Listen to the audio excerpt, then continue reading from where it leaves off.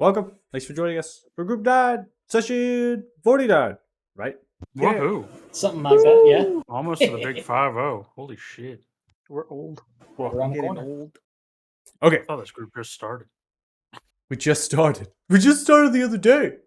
But it's been so long. What happened? Back in my day.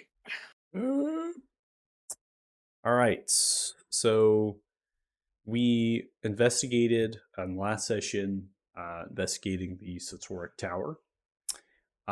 We ended up fighting a number of these knightly figures that would seem to be not in defense of the tower.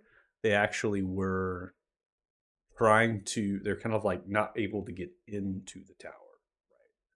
Describe it. So they were just kind of around it, maybe trying to figure a way in. Maybe they were just realizing what is happening right now with the change, trying to see if there's any other possible ideas or solutions. They also didn't speak any words. They also didn't have any bodies. So we don't know the level of intelligence that the creature presented, right? Could just be an instinctual thing. As we know, the Siltoric Tower around it, right, was the center of this group of ruins. They had powerful capabilities. We fought them. I wouldn't say that we struggled against them, but they were very powerful. So kind of taking an avenue of approach, we took an aerial assault. We kind of came around. We also, for the third time in the last like 2 sessions, we tried a diplomatic approach, which I thought was pretty humorous. This time, Gotta try. however, they didn't try to eat you.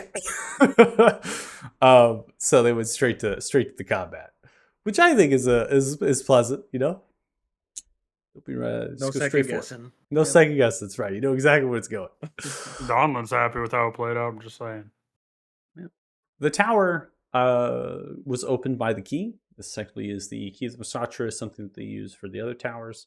Knowing Siltoric is the person that is born first in the cycle. They're the person who leads the Morsatra of this cycle.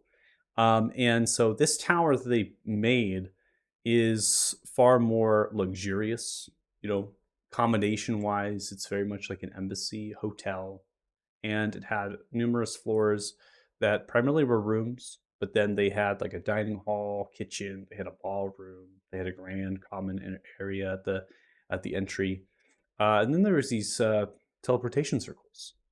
They had protections upon them, and then upon you breaking through those protections, you use them, and you were teleported to this space here, which seems to be a very grand treasury that, as Siltoric has explained, had been looted and taken of its treasures. We think about how much gold and value we found in Grugash's hoard. Very well could be that most of the treasures that were looted out of here were brought there. We also have to think about these vampire creatures, right? Call them Forsaken, is what we'll refer to them. And they seem to also have something going on in the ballroom upstairs, and they could have very well had access to down here as well. They're looting artwork that's very old, and all artwork that is depicting the Autumn Vale, which is where Thixia is from, the actual main part of the city in the Feywild. And so they're drawing this, they're depicting this. It could be trying to find information about the Autumn Vale, maybe something about it, right? It's very, very vague right now, all over the place, very general. So Torek has a lot of power, but they are not as powerful as an undead army, nor numerous of those knights and this fog that befalls. And so we think about the Mersatra being caught up in their towers, trying to hide away from the fog, and then they as well getting corrupted. Could have very well happened to Siltoric. And so what they end up doing in terms of their story was they hid themselves out within their own vault, which is kind of a wizard's vault inside of the treasury.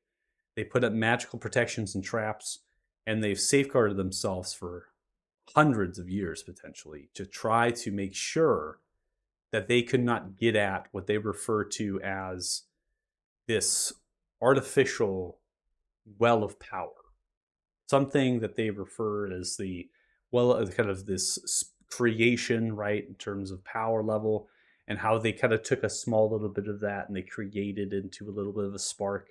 And they did this because they were trying to find a way to bring their people and get them away from the lesser gods in the Feywild that meant the end of the Mursatra, right? They wanted to dismantle them and remove them. And so they believed that they could use this and eventually create a world of their own, maybe a plane of existence, right? But Siltoric didn't really get very far, right, in their story. They came here, they created it, they had their eureka moment, and then all of a sudden shit went crazy. So they haven't been able to do anything besides keeping to themselves in this little vault, hiding away and hoping for the best. They're not human, it seems, or like humanoid, right? We talked about like Sylvana as well, showing signs that they may not be that, being a Freljord, and the other Mursatra seem to be very strange looking in appearance.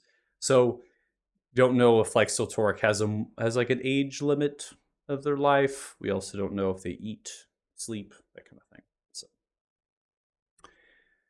all right. So we'll get to some of the things presently where we end up, what we want to do here. So Siltoric did explain these things that I went through in the recap. There was some more to it. We can always ask more questions as we think about them.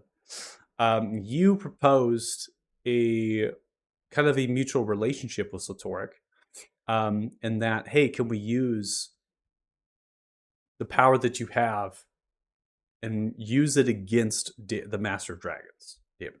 Like, if can we do that? Can we take have you fight Damodar? Was kind of what we were going at, it seemed.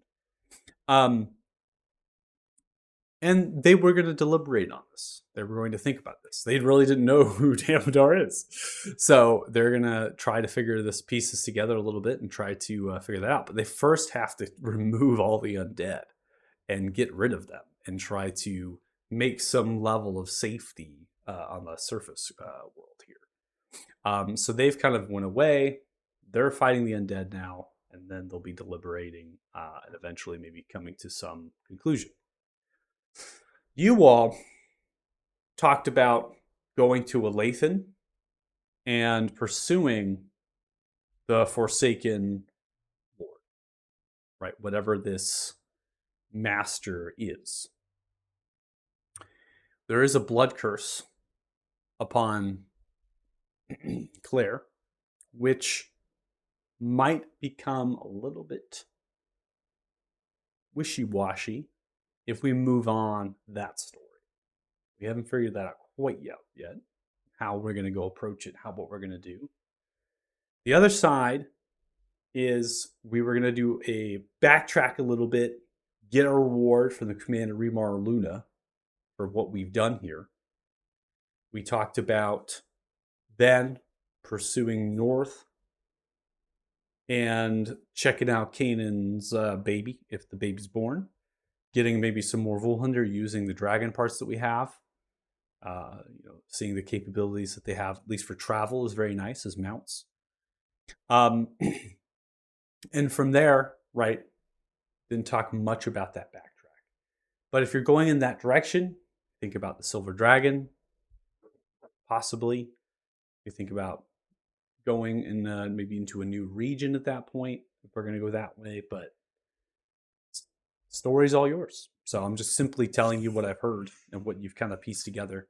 Seems to be 3 different things in my mind right now. So, well, we have time because we got Tulip, who's currently asleep. They're from Alathan's Cheapside, a district that splits between the 2 dock districts. They have a baker's dozen worth of cousin.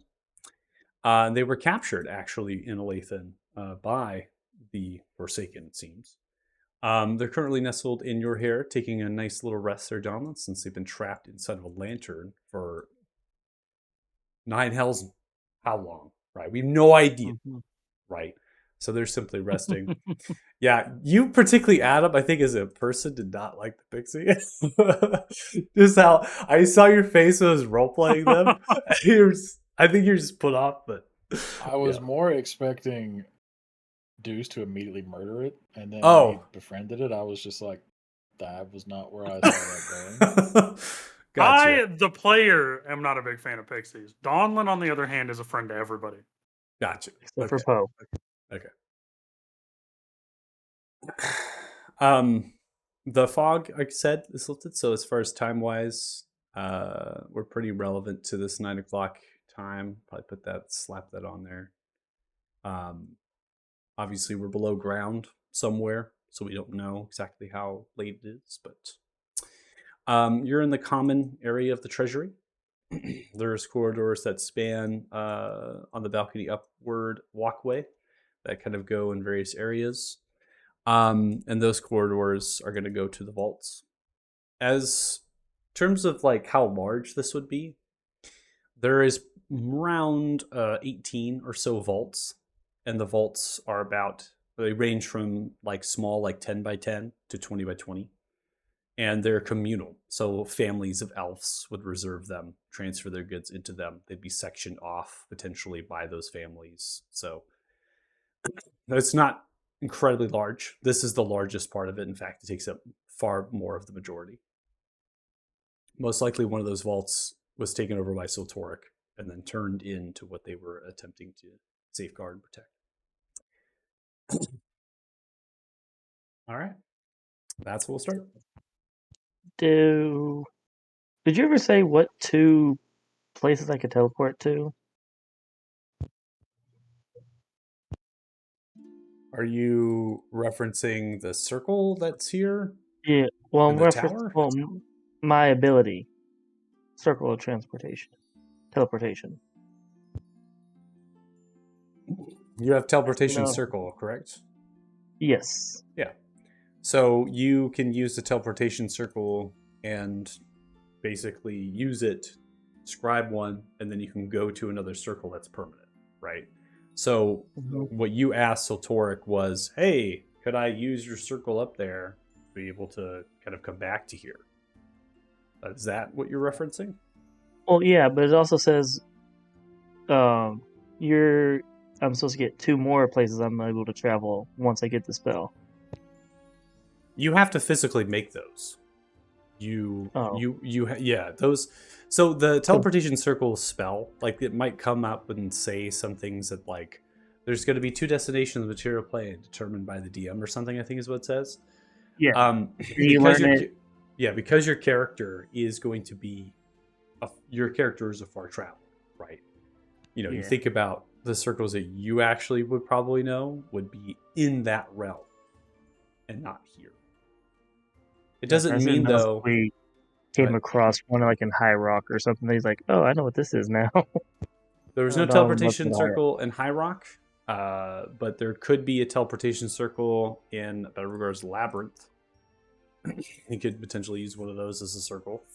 I don't know how much good that's going to do to you.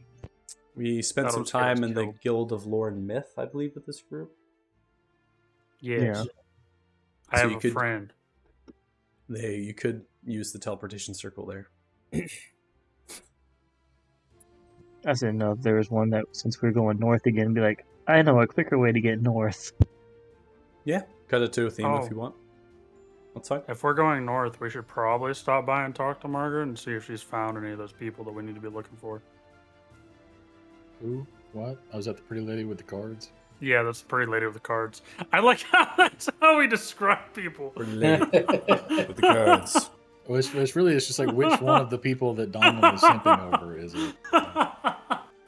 Describe them in the way Donlin would describe them. Yeah. Got it. That's a better judge, Kanan. Who did she have us looking for? I forgot. That's how I remember. That's how I remember towns. the- Is where when Donlin says where he simped over somebody. That's how I remember towns. So It was people from the Wizard's Keep that had fled. She Oh, said when it she was was attacked. going to. Yeah, she said she was going to dig up information and see if she could find them, but she can't go find them physically because people are going to be watching her. Because so if we're gonna Why do we care? backtrack, allies. I feel like that was, if I recall correctly, I might be wrong, but we moved. I think we decided as a party to go past that but I think you That's fair. did not. That's what I wrote down. How I remember a little bit. So, but I could be wrong. I feel like I that's don't coming even up remember again. the conversation, So- So if we're gonna backtrack though, and we can teleport back here, it probably makes sense to do Fort Farron if we're doing anything in Othema, and then to the giants for the wolves, if that's what we want to do. If not, at the very least, back to Fort Farron because that's where the reward is, right? Yeah, for getting the swamp clear. Yeah, I mean, we So- were gonna craft some stuff anyway. So if we just want to do a tour of like picking up Oh, yeah. reward money and crafting stuff and going and getting wolves and just kind of Who it's the all gear up needs tour 2024. dragon scale armor? Yeah. I also have a certain Morning Lord to report back to.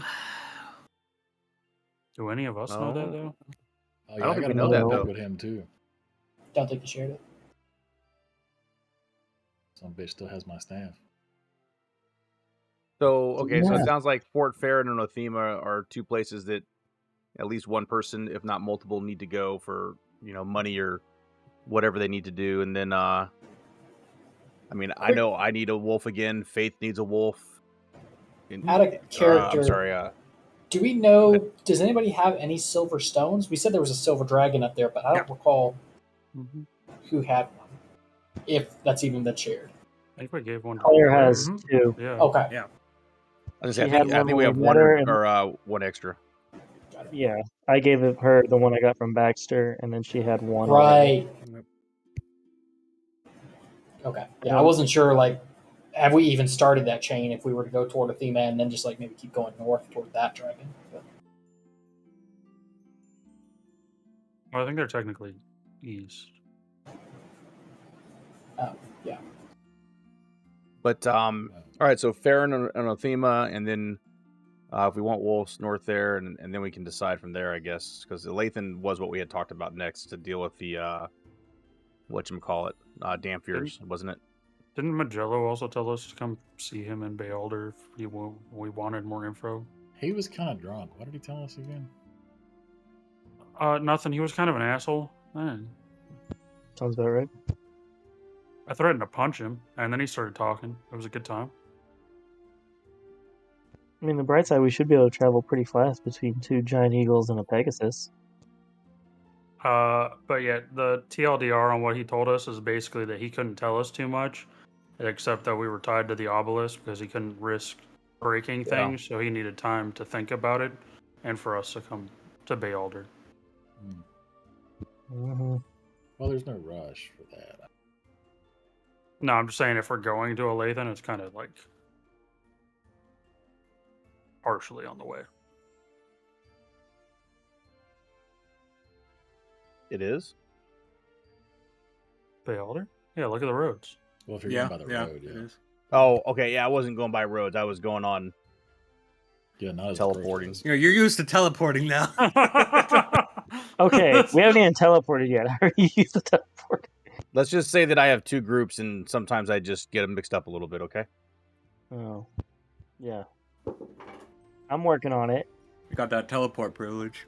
Mhm. Oh god, and we may also want to see if any of the lizard folk are left. No, No, because if We're they just- are left, there will not be left. just gonna hang them out to dry. There's another Yeah. I think tribe.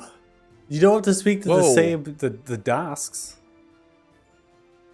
Well, yeah, I mean, I'm still gonna have to wipe out one of the tribes. Like, it's better if we just leave. Well, plus, like, if we go all the way over there and they all got destroyed by the dragon, then we just kind of took a tour to ruins. Yes.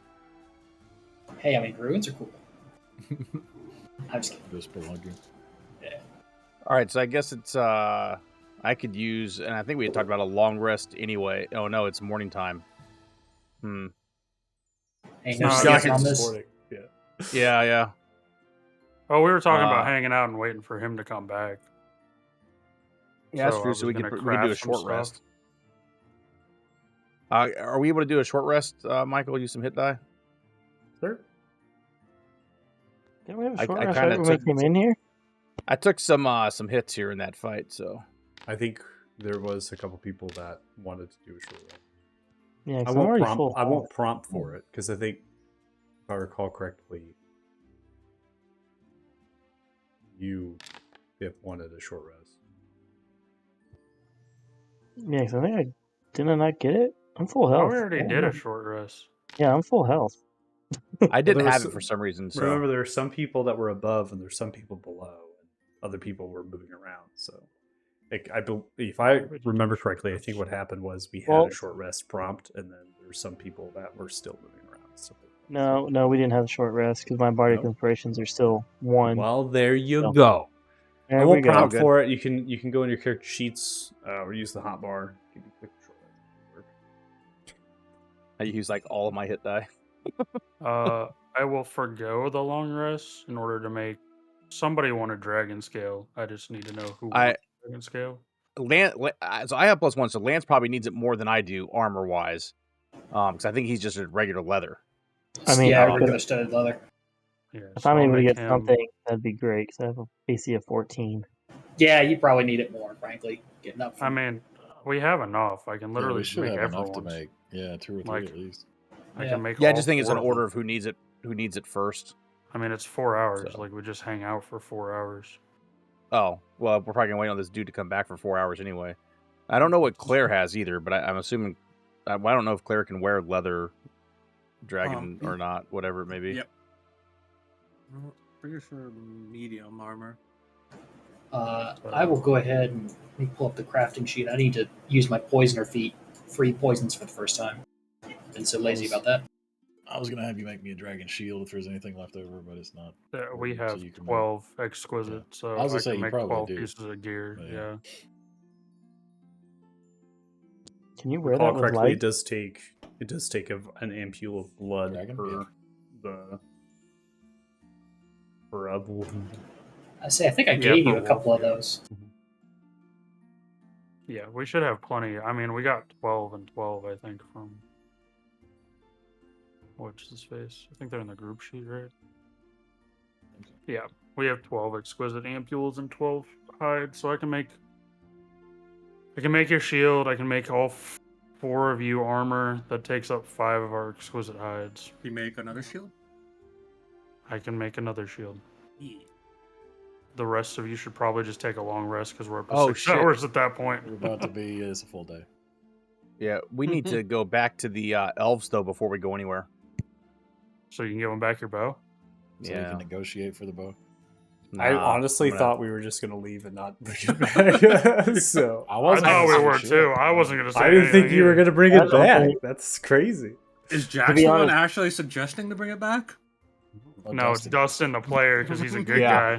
guy. Yeah, that's exactly what it is. I mean, so the problem that Jax has obviously is he's trying to cover up what Pip has been accusing of him all the time. So in his mind, if he leaves with his bow, everybody's gonna be like, "See, told you you were a thief." I'm not gonna lie. I doubt Pip would even remember.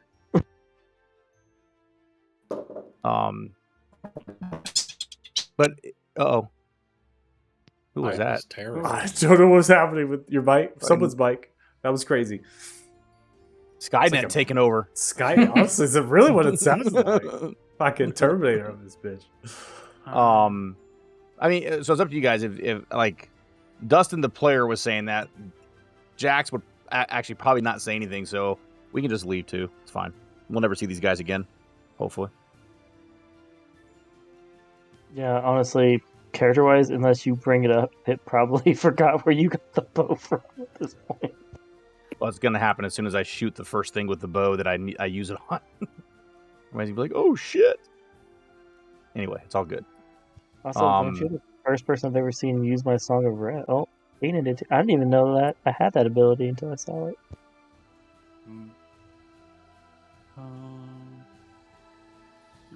So, just gonna take. Do we have any? I could probably make some more grenades here if we have the stuff for it. If you roll a 4 or below, it should say "did not enjoy the Song of Rest" because it's like clearly something happened, but it wasn't great.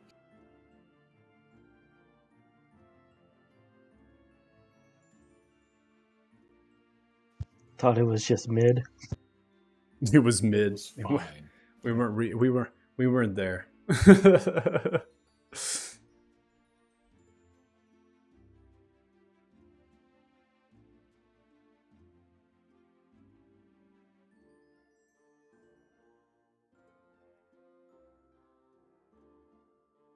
All right. Look at you go using Mastercrafted. My goodness. It's actually working too. Mm-hmm. Oh, can I even wear dragon scale armor? I don't think I can. Yeah, it Yeah. can be any type. Like, he can make leather out of it, essentially. Okay, I see a bunch of medium. I'm like, Yeah, Yeah, just you have to change go in and configure it, or Michael can configure it for you. gotcha. I am just gonna put all these in the group chat, and you guys can grab them out yourself.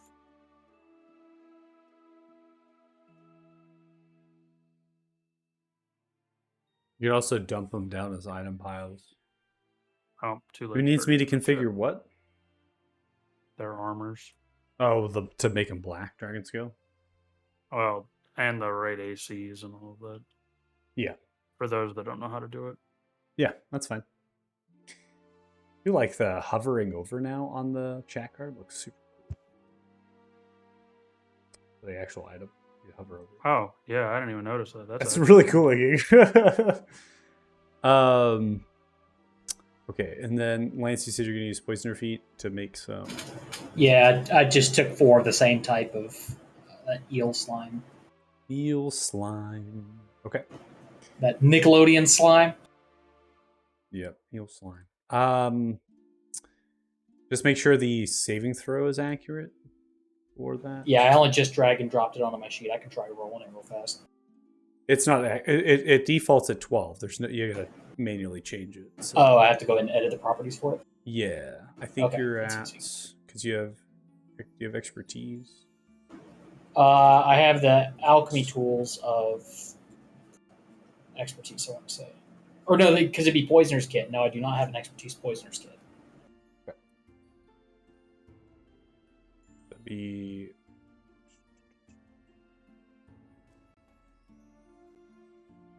Let me see if the feet.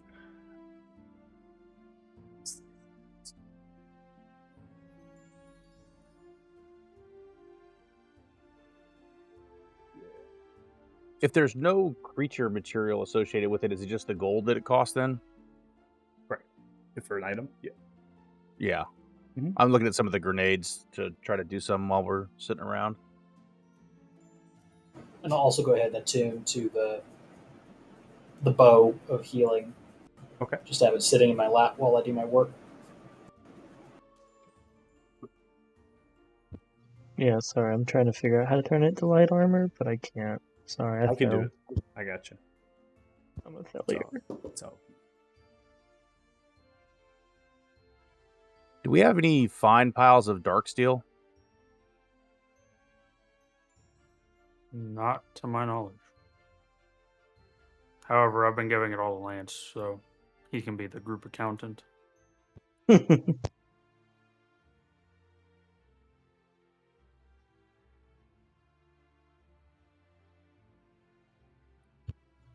Hey, jerkin.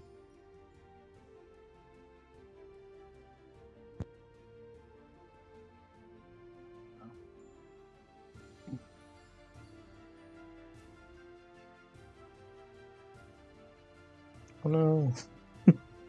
I'm changing it right now. I gotta hold on. Okay, I was like, oh no. It went down. Like I'm like literally the process of changing the item. Yeah. Gotta have patience. Mm-hmm.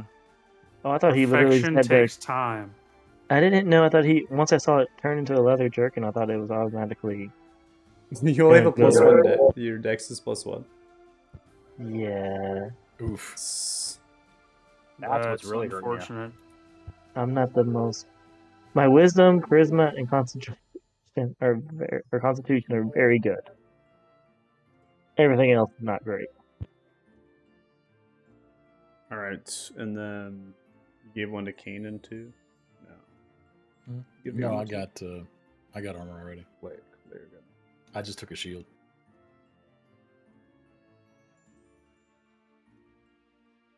Claire, you can wear armor? Oh, you're a warlock. Get the level Warlock. one. Mm-hmm. Mm-hmm. Mm-hmm. So you do light, right? Medium. Amber.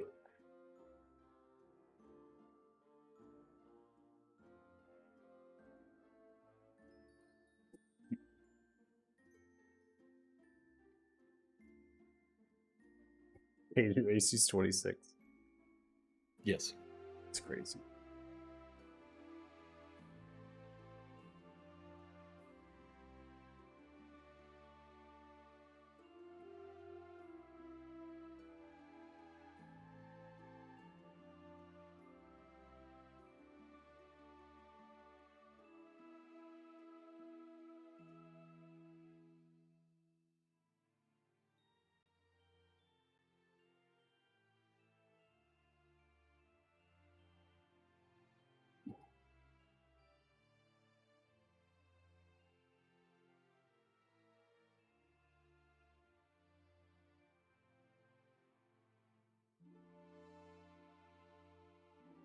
Do you want a 1 less AC to have stealth disadvantage, or do you want a 15 AC for the armor class of the armor? Do you want a hauberk or a brigandine, which is the difference between half plate and breastplate. Oh, half plate. You say, what's the point of being stealthy with Donlin in the group, right? Yeah. Go big or go home. Fucking man, it's just a clanking sound of metal hitting on metal all the time. It's like You should be good. country store wind chime just on crack. Clang, clang, clang, clang, clang, clang, clang. Just Depression era, a bunch of cans hanging from Oh. a string. I have to Is, actually stop walking to talk to people. Sorry, I was reading the crafting guide. Is dragon scale armor medium? It can be any No, type. it has to be changed for you. You really Oh, just okay. decided to completely ignore us while you were reading. I see how it is. I mean, I got you it. know, I can change. Yeah. I was absorbing. No, I was reading the damn crafting guide, man. The shit still hurts my head. I know it's easier now, but I just haven't done it in forever. So Man, DM me, where's my armor? I'm like, it's in the group chat where everyone else shut knew up. that it was. shut up. All right. So not giving me the right armor class. Yeah, Michael will have to change it for you. I probably screwed all that up. Okay. Leather jerkin. The dragon. I took the leather jerkin off because I figured I can only wear one armor, and I put the dragon scale on it. And I changed it. Actually, I believe you can wear light armor underneath heavy. I'm not sure about medium. The question is, you want it to be light armor, correct? So I made the dragon scale light armor, but it's still not calculating my AC right. I have a 6 AC right now, so I'm even know. worse than Pip. Oh, okay. Yeah, The you have to six. actually change it on the I got item. it. I changed it. Okay. Just like he said to me, patience, everyone. Mm-hmm. I'm being patient. I realized I screwed all this up when I wasn't paying attention. I was trying to look at how to make grenades again. It's all good. So the best way to understand this is that with the dragon scale armor, because there could be so many different types, it's incredibly difficult to create all those different types in every variant of armor. So it's much easier just to have one item that we can just change to what armor it is. So it's dragon scale plate, so it doesn't have an effect. Okay. The effect gives you +2 to your armor class, and then also gives you some damage resistance. Since you're all making black, it actually acid is the one that is kind of in there already. So it's actually really easy. I don't have to change the actual effect of the item. I just have to go into the item and change the armor value of the item. That's all I have to do, and rename it. That's all I do. Okay. So super simple, but it's complicated. You can see if you look into it, you can see the values. They've added more values, so now you don't have to create an effect anymore if you want to have an armor bonus. It's like a magical bonus is now what it's called. So, you can put your +2 in there, but just things change all the time. So it's much easier again just to kind of do it in real time, so you're not getting any issues with, oh, I crafted the wrong one. Oh no. The heater shields are really easy because the shields now are defaulted just to a +2 armor class. And you didn't do tower shields, huh? You gotta have some strength for those tower shields. I actually don't think, Claire, you have enough strength for the tower shield. I don't think you would. That's funny. Yeah, I don't think you do. I'm also, Michael, going to while this is going on, I'm not making anything. I'm gonna unattune from the Helm of the Dragon Hunter. Yeah. And attune to the Gloves of Talent. Okay. How do I choose this skill to increase? Just tell you, or You can tell me, but I can do it. I will probably do. I can change it every day, right? Yeah. Oh, that's the wrong gloves. Let me think about it here, and I'll let you know. I don't want to Okay. slow everybody down while I'm thinking. Yeah, I mean, After you can the long also, rest of if it. you can keep track of it, I don't need to actually put an effect for it. There is an effect that Okay. defaults to acrobatics, but I don't. If you can manually keep track of that, I just don't. It doesn't. Okay, Just- easy enough then. Just the effect is only there to help you, right? So you remind yourself that you have it. So when you roll, you're like, oh yeah, that's right. Okay, easy enough. Okay. That's a lot of crafting. So we're literally just sitting. So Donald, you've created a forge inside of the treasury here.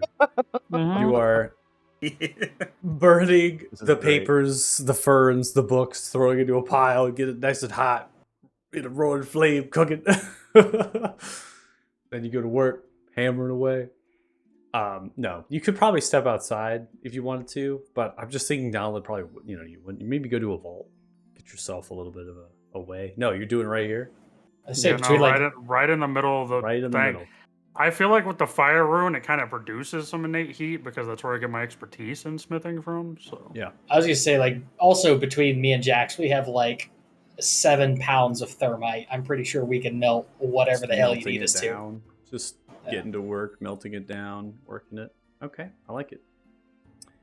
And then you'll begin to take the black scales of the dragon and parts. You begin to put them together with pieces of metal, right, forming them into the suits of armor that are appropriate for your party. Be it tatterings of leathers with different bindings of the scale on top, or if it's hefty brigadine, which is like that half plate equivalent, right?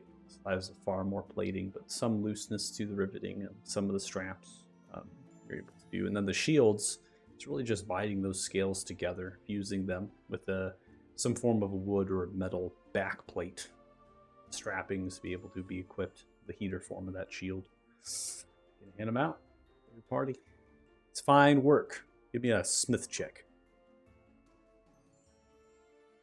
inventory. See how fine Oh, this Jesus. work is. Real fine. It's looking solid. You're sweating.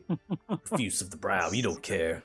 This is your job. it's your 9 to 5. Mhm. Been taking care of weapons my whole life. I ain't worried about Dolly Parton singing in the background, 9 to 5. this. It's your 9 to 5. Idiot, brother. Oh, Dolly.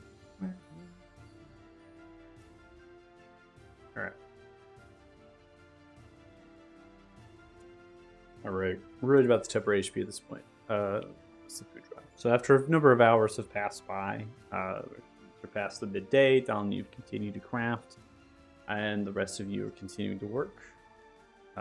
Still has not had any signs of Soltoric reappearing. Kind of just sitting here waiting for Soltoric. It's going to be about another half hour here, or Soltoric is going to emerge themselves from the portal, that same place that they had come from before, as they're going to appear. Standing there, hovering slightly, and landing on their feet. Towards you all. Looking at now the smithery that you've made. Different things. How resourceful. Nice. How the zombie undead killing go? It went well. I have thinned their numbers greatly, drastically reduced them.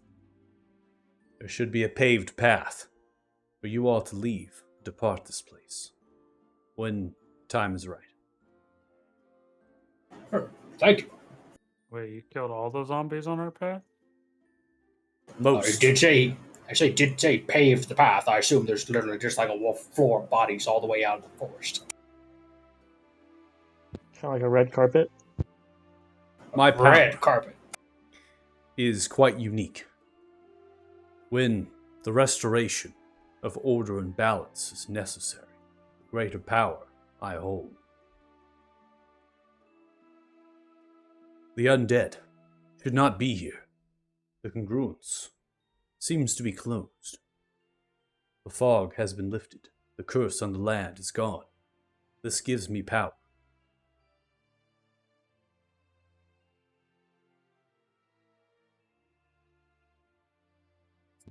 That's pretty cool. Hovers over to you. I know.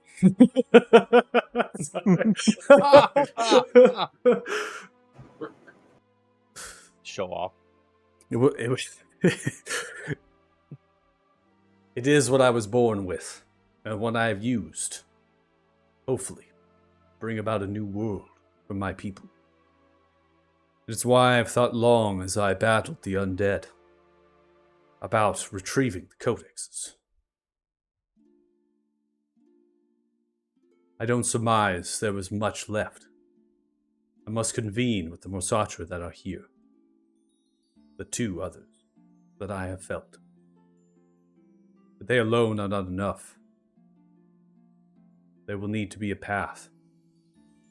A way to traverse to the Feywild.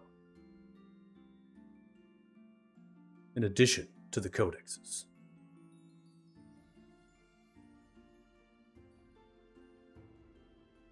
Wait, what do you mean a path? Isn't it just like... Wasn't that the whole reason that we just cleared this up? The codexes are necessary. The minds and memories, in order to have a direction through the cosmos. Non-linear path, curvature through space. It's perfectly aligned with the other plane of existence in the mirror. Without the codexes, the towers are useless. As well, without the Mosatra to help empower them, I will not have enough hands or minds to be able to wield the codexes in those towers. There was a time the Thixians known. It is known as Selenkova. It is on your calendar, in your yearly calendar, on Antares, as the 7th of Nim. Even without the codexes, if the congruence is still stable, it has not been fragmented, scaffolding lost to space, it will very well bridge on this day. And the Feywild will come again. That is not for a very long time. Of course, I am patient, and I can wait. But I feel as if I've waited long enough. Trapped, held, and now I'm finally released. I want to continue my quest. You spoke about this Master of Dragons. I've deliberated on it. I can help you, but first, I must help myself. And I'm hoping that you all will help me do just that. Well, what are we doing? This sounds fun. Not at all dangerous. We're used to danger. It's simple. It is what we discussed. I need your help in retrieving the codexes. Right. If you can point me in a direction, I can begin to comb through the area, looking for any signs, and from there, I can do the work to retrieve them.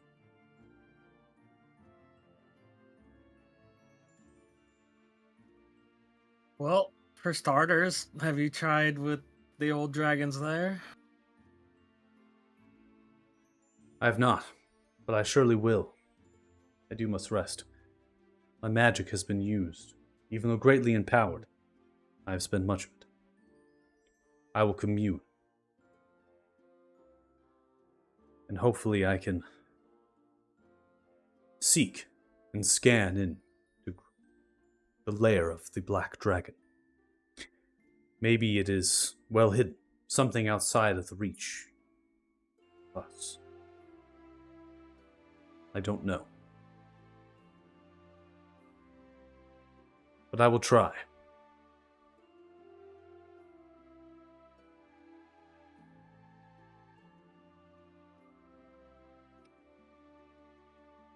This begs the How were question. the codexes formed in the first place?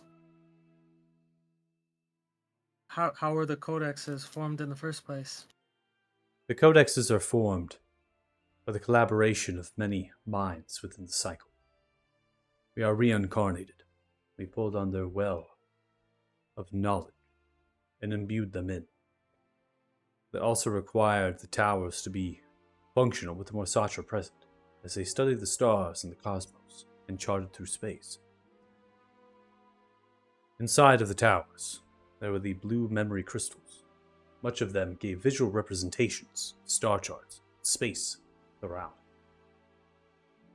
Those, I am sure, have been taken as well, but that knowledge should be well kept with the Morsatra that guided those towers. I would not be on the lookout for those.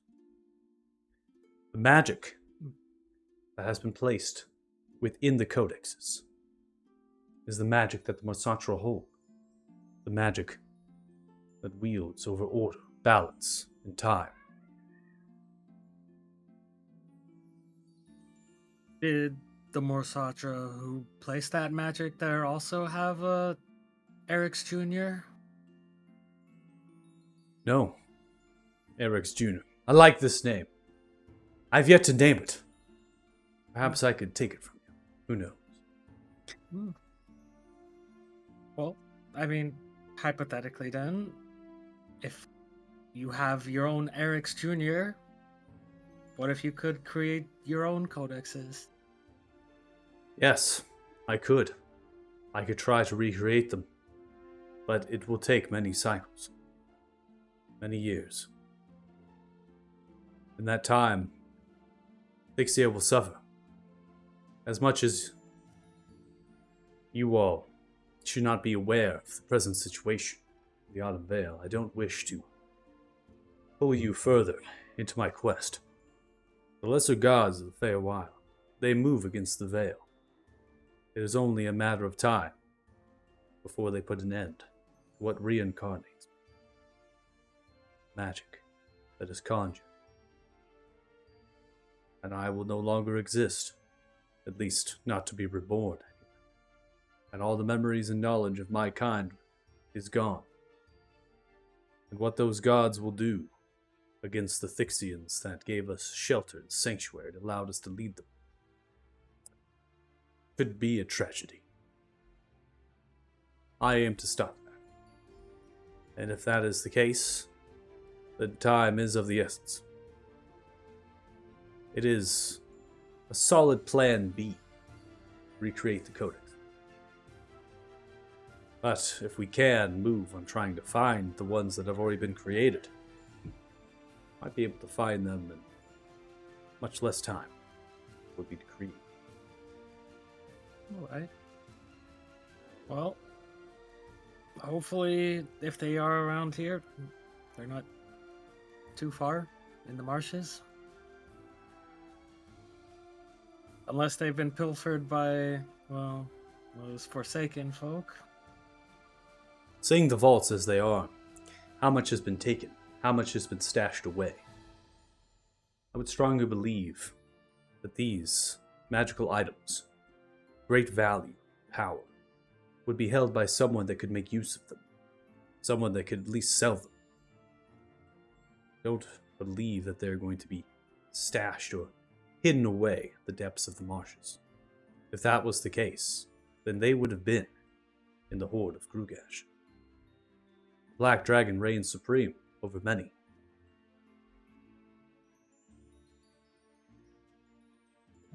So you're saying it is most likely they were pilfered? Yep.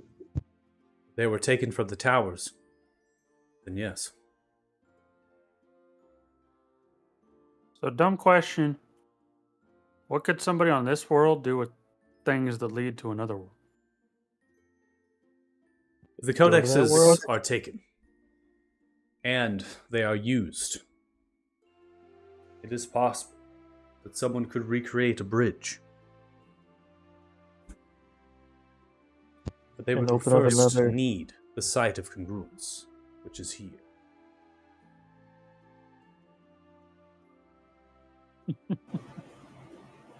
But is this the only congruence? No. It is not the only congruence from the Feywild to the material plane.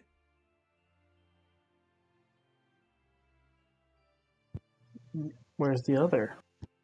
Or how many others are there? There are several. Some of those congruences have yet or never will bridge, unless there are those who try to find a way. This is not so dissimilar from that in your land called Temeria. There is a place that is bridged once in history, the Feywild to the Yonder. Elion is what the Temerians refer to. But this is the only place they could open a bridge, right? Said? Or it could be any of those congruents if they find it. I don't know the history of the Temerians. I am an outsider of this land, as much as I would like to know more about how they were able to bridge that congruence. I only know the congruence does not naturally bridge, and they must have used magic. Maybe something similar to the Codex. Or they could have retrieved the great power of magic, corrupted and turned it to their own bidding. I think what Pip was asking was if whoever has the codexes were to seek out a different congruence from the one here, could they still use those codexes to open a Yeah, No. that's what I want to know. bridge there? The item needs to be attuned to the scaffolding of space that points in the direction of where the plane is in the cosmos. So they would have to take over this congruent site to use the codexes. Precisely. If someone was wanting to try to use this congruence and travel to the Feywild, they first must be in the site and location that presents itself. And then they can use the items that are attuned to it, empower them, and try to bring the scaffolding into bear. It's like an assembly of space. You must work it in that spherical conduit, direct it in a cylinder-like fashion, point it in a way. Everywhere, pull it together, that sort of thing, right? So think about this, what they're kind of saying. Best way to interpret it is that you have all these bits and pieces in space that still linger. There's magic there, right? These are here from what people believe, hypothesized, as relics of the spindle. Basically, these paths that were created when the spindle was creating all of existence. And it shot these forms of magic and chaos, right, everywhere, as it was kind of shooting out. Now, the scaffolding are very much fragmented. In fact, some are completely impossible to try to put together, which is what they're referring to when they say they might never bridge, because they're just so destroyed and fragmented. But there are others that are barely undone. And those, when space and everything, the planes, and all that's rotating and moving and energy is transferring, sometimes they can spark. And it forms into a perfect bridge. Something that allows things to transfer from point A to point B. one plane to another, one world and that plane to another world. What Sotorik is stating is that this congruence in particular happens once a year. Naturally bridges. It just happens. Don't know after what has happened to it, somehow redirecting to another mirror plane, not the Feywild, the Shadowfell, some corruption of the scaffolding in space somehow happened, which we have yet to talk to Sotorik about. It's crazy.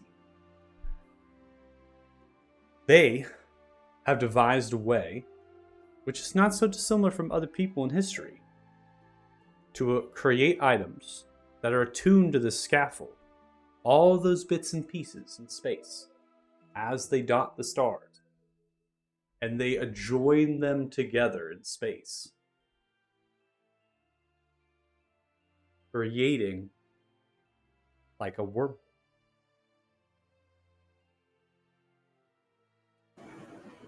So I have a bit of a silly thought. Let's just assume that these codexes can't be misused in any way. They're only purpose built for this congruence. That's it. Why would you take them? My thought is, either you want to prevent it, the congruence from being breached, or you want to use it yourself. In which case, whoever wants to use it will be back. So, if we don't know where they are, and they can't be tracked with divination magic, would it not be prudent to just set up some defenses here and wait for them to come back and try to use the congruence? Yeah, like I was about to suggest, you can't see it with magic, but is there any way you can set up like a field to where if anyone enters and all of a sudden it goes blank, you know that that's there? Kind of like a reverse radar. Yes, like puncturing a balloon. You set up a balloon around the area, and as soon as these little I can't see it holes come in, you realize it's here. And then if you have a way to summon us, we can come back and help you defend and stop it. That's operating on the assumption that whoever took the codexes wants to use the congruence, of course. They may just want to prevent it from ever happening. Maybe it's in their best interests that the Feywild is never connected to here. So we still should search for them, but setting up defenses as well should be it. You know, or they could use it if its place has been tampered with or something. Maybe they can open up a different place. There's a lot of thoughts, but that one scenario of them coming back here did cross my mind.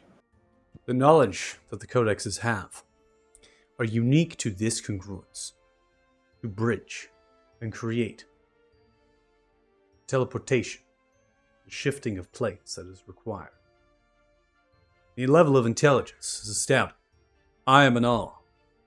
I find your wisdom to be great. Setting up necessary protections around the congruence is paramount. It is why the Sotorik Wall was built around the Citadel, to try to defend the site of congruence. We should do the same now, and wait for those that have ill intent. If they have pilfered, taken these codexes, they will return. One thing that I feel that you have failed to mention, or maybe not yet, where you have went in the direction of finding the codexes. Yes. And why? Because those who would come and try to take this site over, the Citadel, they will not have the codexes with them. They will keep them safe, well protected away from me. So even if we are to stop an attack or a takeover of the Citadel, the codexes will still not be in our possession. They will only reveal the codexes when they are able to take this over. But maybe we could kidnap one of them or take them hostage and ask questions. Well, I mean, this is still assuming we have to find whoever may potentially have the codexes before we can talk about taking prisoners. Well, I mean, That's if they a- attacked. It's Find a out lot who of the leader wishful is. thinking. It is. It's kind of what we do. It's Well, kind of what we unfortunately, do. I do not. I appreciate the intelligence. How and large wisdom. of an area can you scry? My magic, in a given day, should be able to encompass over 300 feet. Right, I don't recall that figure. Hey, Jax, out of curiosity, your friend, boss, don't really know what he is. When he was scribe, do you think he could help? He did it before, or at least the other one. No, he did it. I always forget which one actually helped us. I think it was this one. Yeah, it was this one.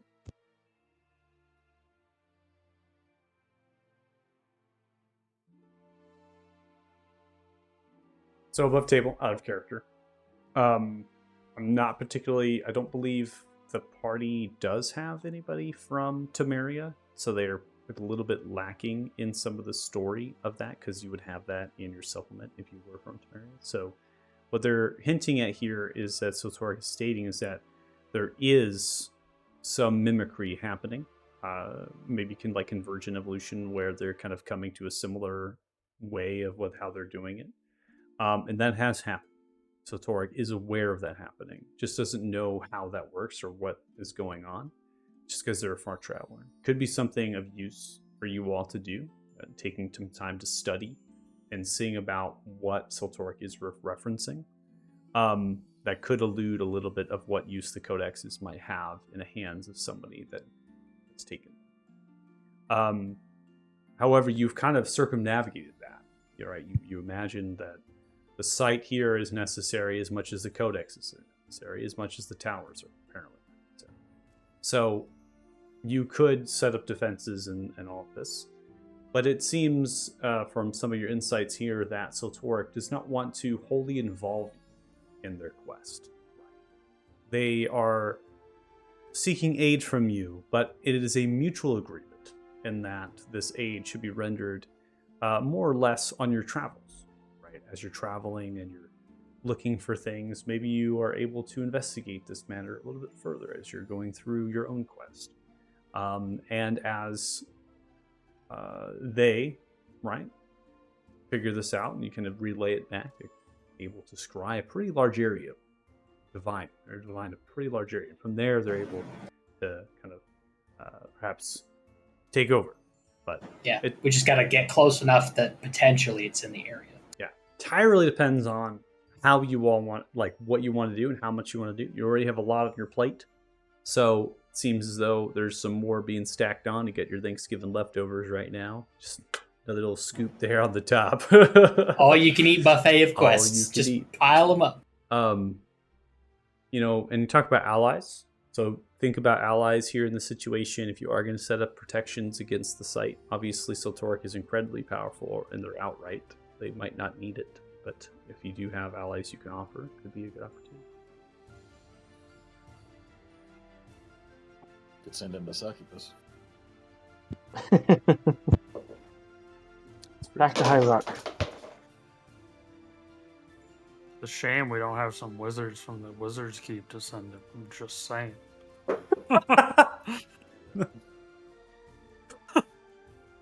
That's great. I mean, there's plenty of ranges. Whoever's working for Sylvana at this point. Kind of close by. No.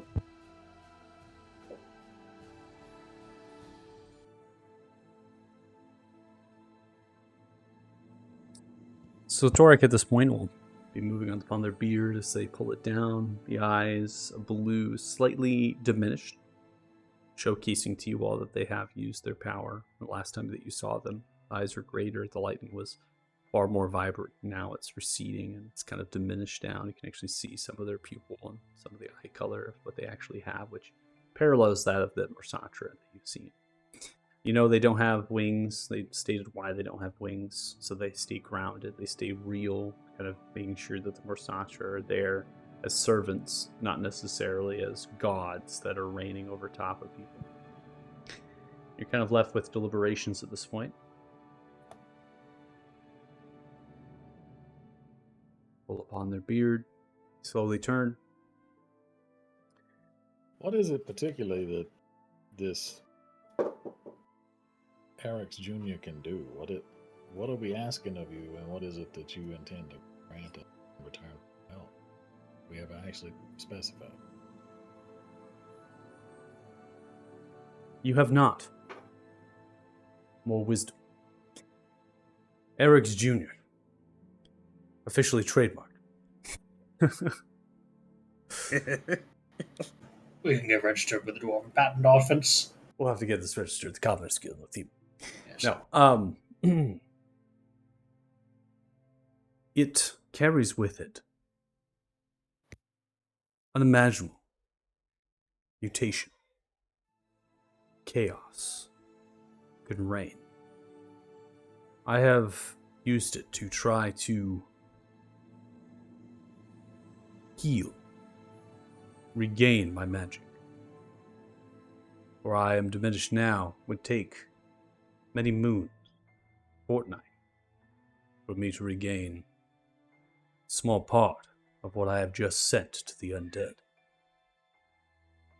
But with Eric's Jr., I can use it as a conduit to regain what I have lost, as it creates magic. It can take many forms,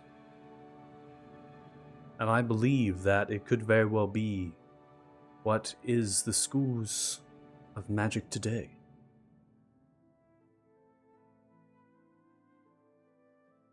It is not Eric's. It has not been or will be what has been foretold or fabled. It has limits. But even within those limits, much can be done. I don't know this Master of Dragons. Don't know how best I could help you. What Eric's Jr. could do for you.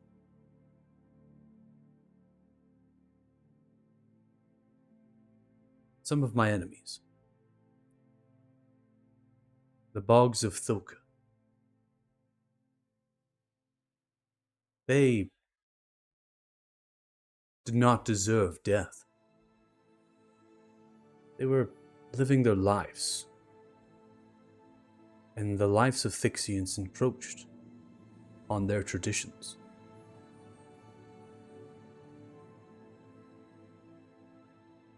Death was not a worthy crime or punishment for them living their ways of life.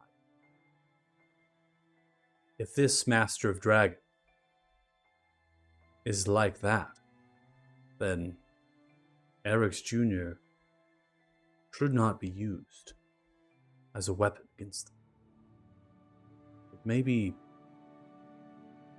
done to fabricate armor and weapons in defense against their pursuers. Fabricate. Build. Talked about fortification, fences. An idea that sprang in my head was using Eric's Jr. to begin to rebuild the walls. Using it to create stone out of nothing.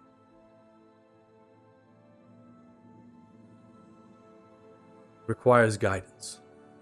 One must be attuned to it. The tower that you see, that was not grown like the other towers of Mursatra. Much of it was built by hand. It is why it has a more natural feel to it than, a far more artificial feel to it than something naturally protruding, stone and earth. I am attuned to Eric's Jr. It is my creation. It is as much of me as I am of it. I feel it. each and every second.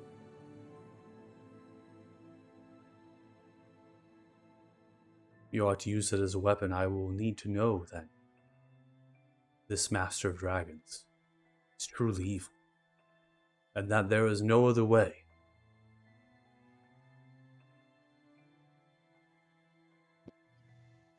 Well, I don't know how evil he is per se, but I do know he's the reason we're here to stop him. Well, I mean, Spend the day in Beolder. See all the widows and orphans.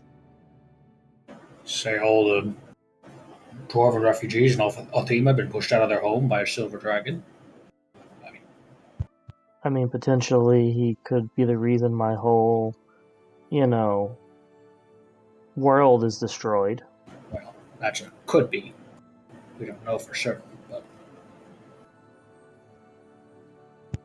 I'm blaming him until proven otherwise.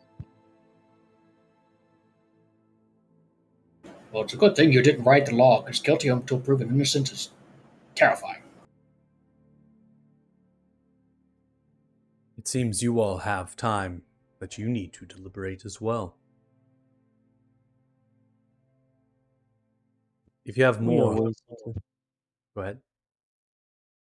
I was just gonna say we always need to deliberate.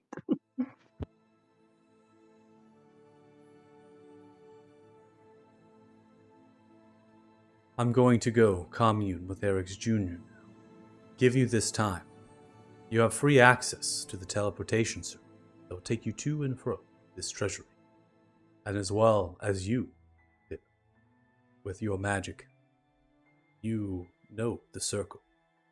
From there, you can be anywhere in the world and teleport.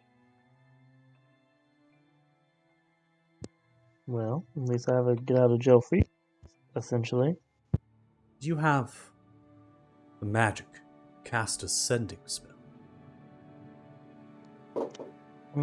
I can send a sending stone or magic map a stone and throw it through it. That's very clever.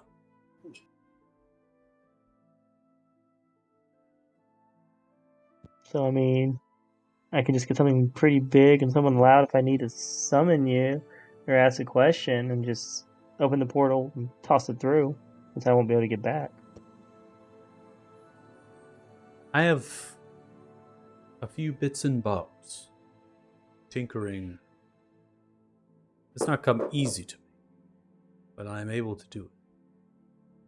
And with Eric's Jr., the imagination runs wild. I will make a stone that can cast sending. That'd be cool. Say if you need any help, I'm happy to lend a hand. Of course, but I feel that your party needs your wisdom. Come to some decisions ahead. I mean, he is like our dad. It is, of course, up to you. The southwest corridor leads, at the end, to a stairwell that descends down to a lesser level. From there, a corridor. I have deactivated the trap. You may freely enter. Oh, and should we leave this with you? And I'll pull out the emblem key of Morsatra. I'm not sure if we should be wandering away with this. No, I think you should.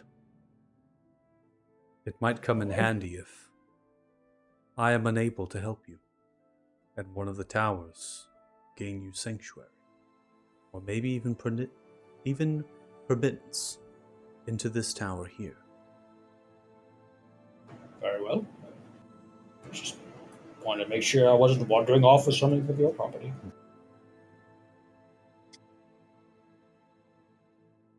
I appreciate it. You're too kind. Someone that has been through so much.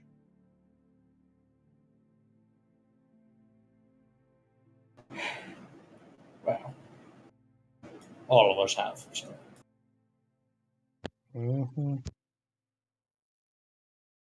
I will take my leave. Again, any of you are free to enter my vault and speak to me if you have more words. I will return when I have this stone that casts sending. Maybe then you will have more questions or perhaps answers. Well, we'll see you then. Thank you.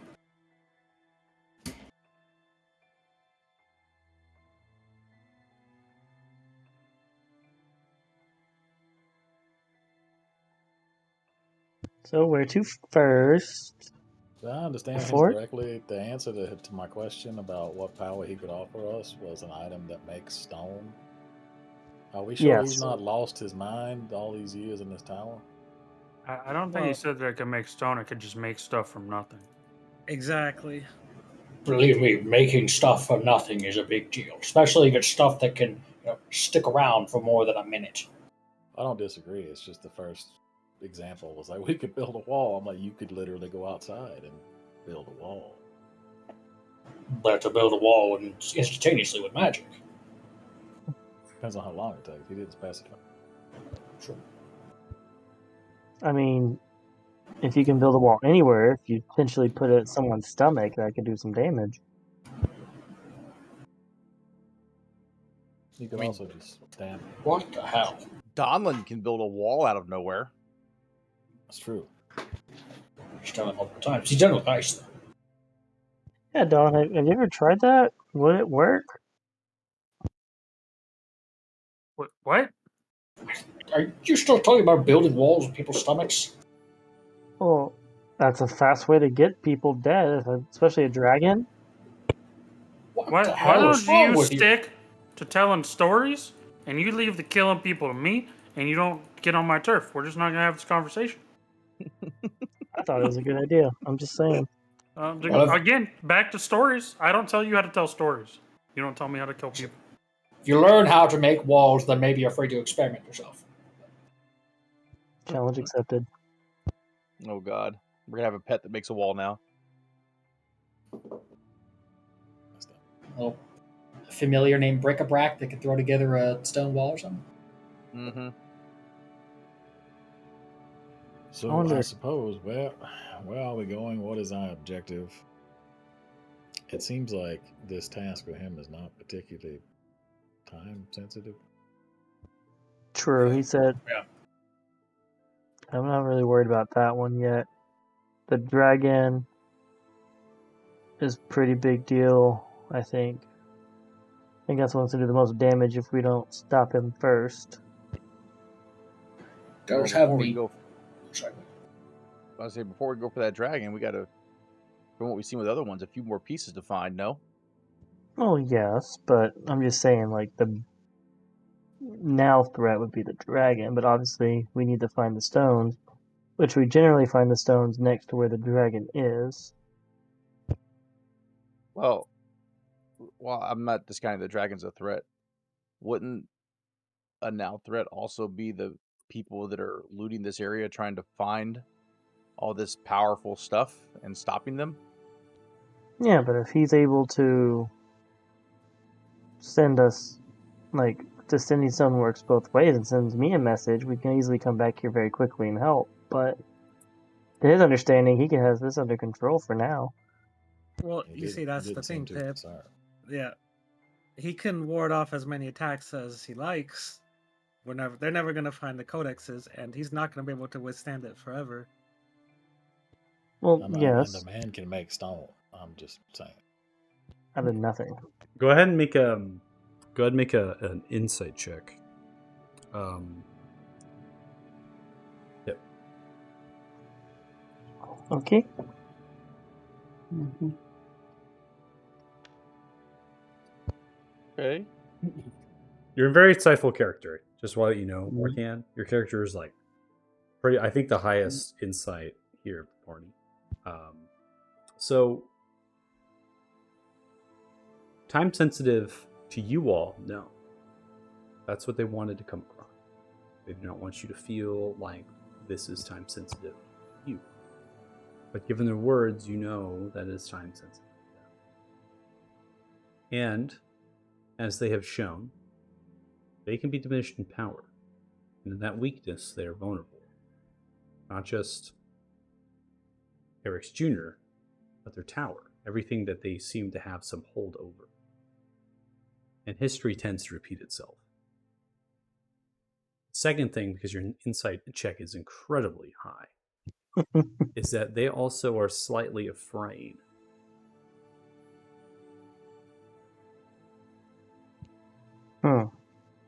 Now, you know this could be because of the lesser gods coming down and ending their cycle. The loss of their people in that wake, maybe, is a consequence. You know, I just realized too, Pip would put two and two together. If the lesser gods come back, his curse may come back. So that probably needs to stop. Well, two different planes of existence here, right? You have the Shadowfell and you have the Feywild. Your curse comes from the Shadowfell, so that's not relevant, I would say, into the conversation. Well, I was gonna say, didn't he talk about it might be corrupted in some way? So Well, we don't know, right? We until Selenkova comes around, you have no idea of knowing if there'll be a bridge. There could just never well be. Which is why they feel strongly that the codexes must be. They got to try it. We got to figure this out, because if you can't, then Soltoric has to go to plan D at that point. Plan D. We're going play to play. Figure it out.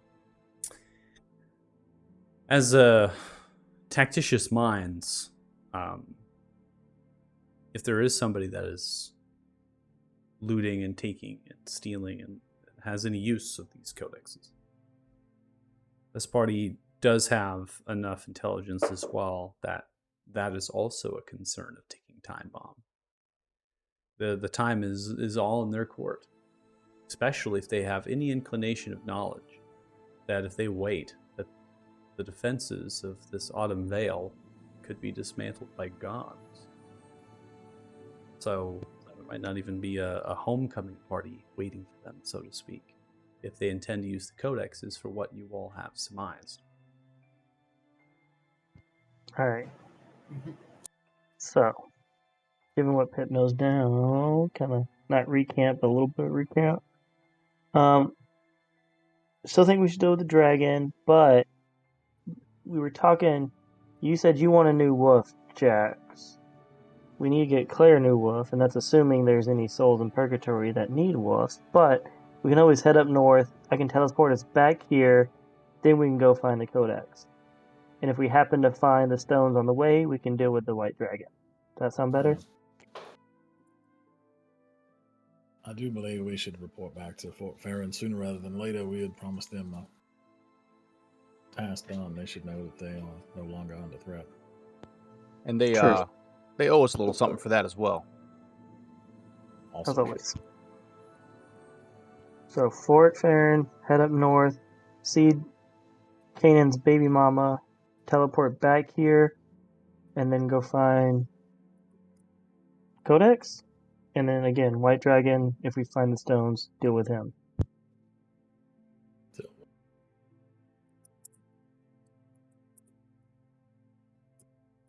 Sounds good to me. Mm-hmm. Alright. Easy day. See, I can come up with a plan sometimes. Faith, did you mention needing to stop in Othema?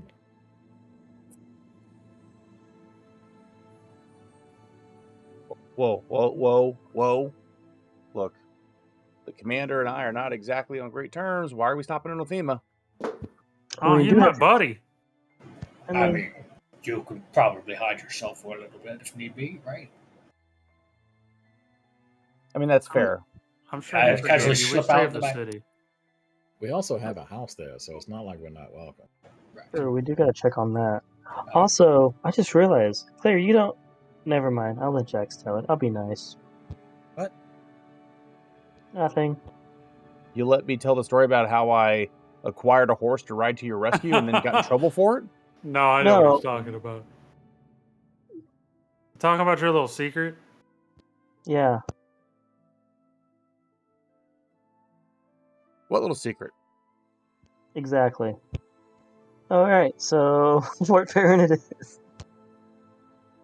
See, I keep my mouth shut when you Are you talking about the fact that I'm a shifter, a changeling? Yeah. See? Oh, yeah. I don't have to hide that anymore. I don't know your life. If I just came out and said it, you'd get mad at me for that. I mean, you pretty much just put me in the corner where I had to say it. So, thanks, No, I didn't. bully. How very peculiar. Can we just get on the road now, you guys? I got some weapons to buy. Thrym told me to buy stuff to kill more dragons. Of course, Grim, don't want to disappoint 100. Thrym 100% did not tell you that. Okay. No, Pretty sure actually, he did. Your deity told you to go shopping. That was literally, he said, use the bounty from this kill to kill more dragons. So, quite literally, yes, I actually. mean, that does sound like his god from what he said about his god. So that sounds suspiciously like he's collecting taxes somewhere along the way. This is a trickle down economy kind of thing. I don't. Yeah, I think the taxes are the dragon souls that he gets to repurpose out of character, but you know, that's. It gets very touchy if you try and capture those.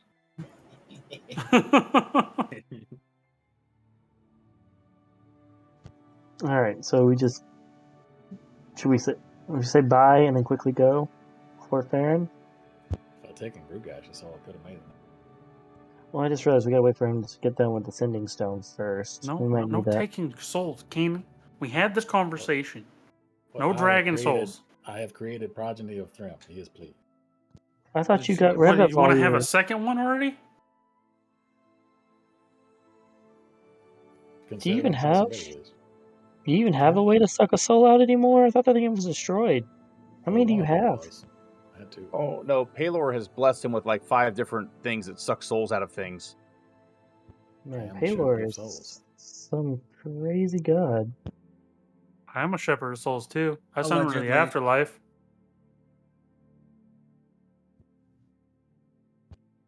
Dude, maybe I do need to get a god. I need to start talking to that god of chaos y'all talked about. What? No, order. God of order. Chaos is the opposite. I mean, the thing that lives inside of us.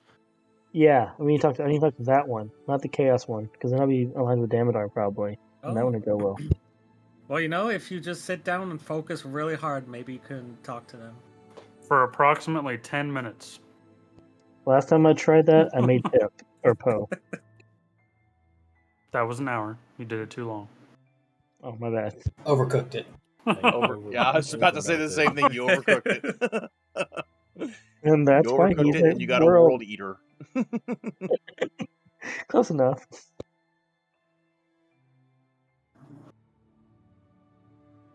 Right, So I guess so we're gonna wait What- until he's done with the Fort stone. Yeah, I guess Yeah, we we gotta got wait the on him to sending come stone. give us the stone, huh? or He one of did us can go see if invite he's us- done. Yeah, he invited I would us like to into see his that Eric sanctum, Jr. actually. Yeah, I mean, I get it. this the creator of stone. Be magnificent. I mean, if I can create cool magic items, I'm always cool to see. You know, I something feel make like you cool keep magic putting this items. negative connotation on it. That was the first, like, if you had an all powerful artifact and the first thing you mention is, oh, I could build a stone wall with it. He did It's also just not say it could selling. make super magical defenses to ward off damage. Right, but then I'm the saying. example he gave was a stone wall. That's why I'm not sure he's all there together. I'm just saying, some of our fights could use a stone wall. You ever think maybe he has ADHD and you're just judging this I mean, poor he's man? He just- just got he's- sidetracked by his walls that have he's been very destroyed old. by undead? Literally been surrounded by walls for who knows how long. Maybe he's obsessed with walls now. That's okay. He's I still mean, strong. maybe he was, construction. I Maybe you're judgmental. want to go see this for myself. All right, let's go see the wall making. Which way was this?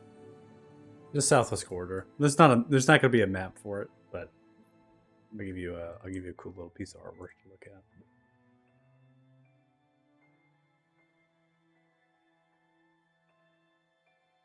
I just realized, is Toe still alive? Or am I too far? Well, I'm pretty sure you're too far for Toe. I never actually checked how far in. I can go. Aren't we in a pocket dimension? Like, No. would you not? No, oh. we're just under. No. Oh. 1 mile. Cool Chopper little, eye. cool little piece of art there.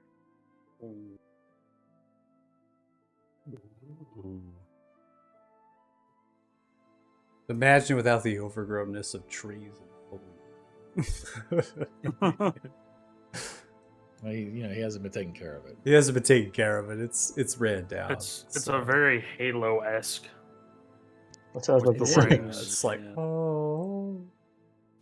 You know, maybe instead of walls, he was building life. You know, The in higher the form of gardener. trees. A higher gardener. Yeah.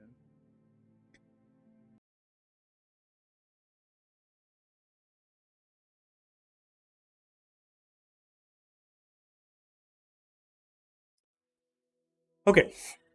So I'll give you a little artwork to look at. So Torik's vault is a circular domed chamber. What you're going to do is head down the southwest corridor for a number of feet here, flanked by these vaults with their vault doors, much of them cracked open, metallic in their nature, brass and bronze lined. The wing that you're currently in is the Rose Wing. Each of the four are named after a particular flower. This one is the Rose Wing. As such, it does have accents that parallel the colorations of a rose, the vibrant reds and the pinks and the hues of green.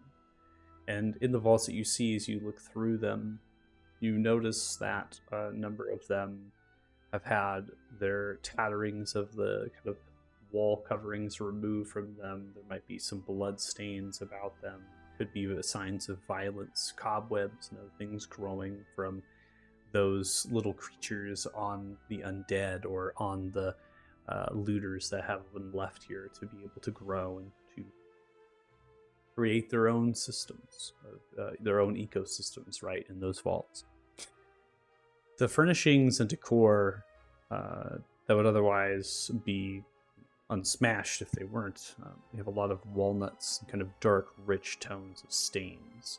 And the actual furnishings would be covered with some velvet or lined with blues or greens to be able to create kind of a lavishness that goes so slightly beyond your common or even exquisite combinations. They wanted to become exalted, going to that next level. The chandeliers of crystal inside of the vaults give off that green faint light. Now in the Rose Wing, that light would not be green. It would be kind of reddish and dim as it glows from those crystals. That they're pigmented. And as I had stated, a lot of those vaults are different in their sizes, just ranging from small to large.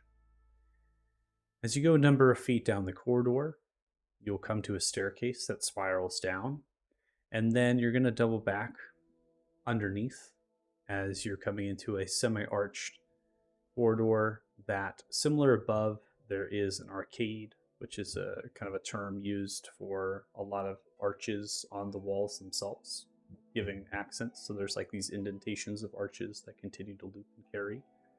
And they all are allowing architecture to reign over and allow the beauty of the stone to be presented in that rich slate now veined with marble. Most likely the underground here of the tower has kind of a richness of the earth. But stained from blood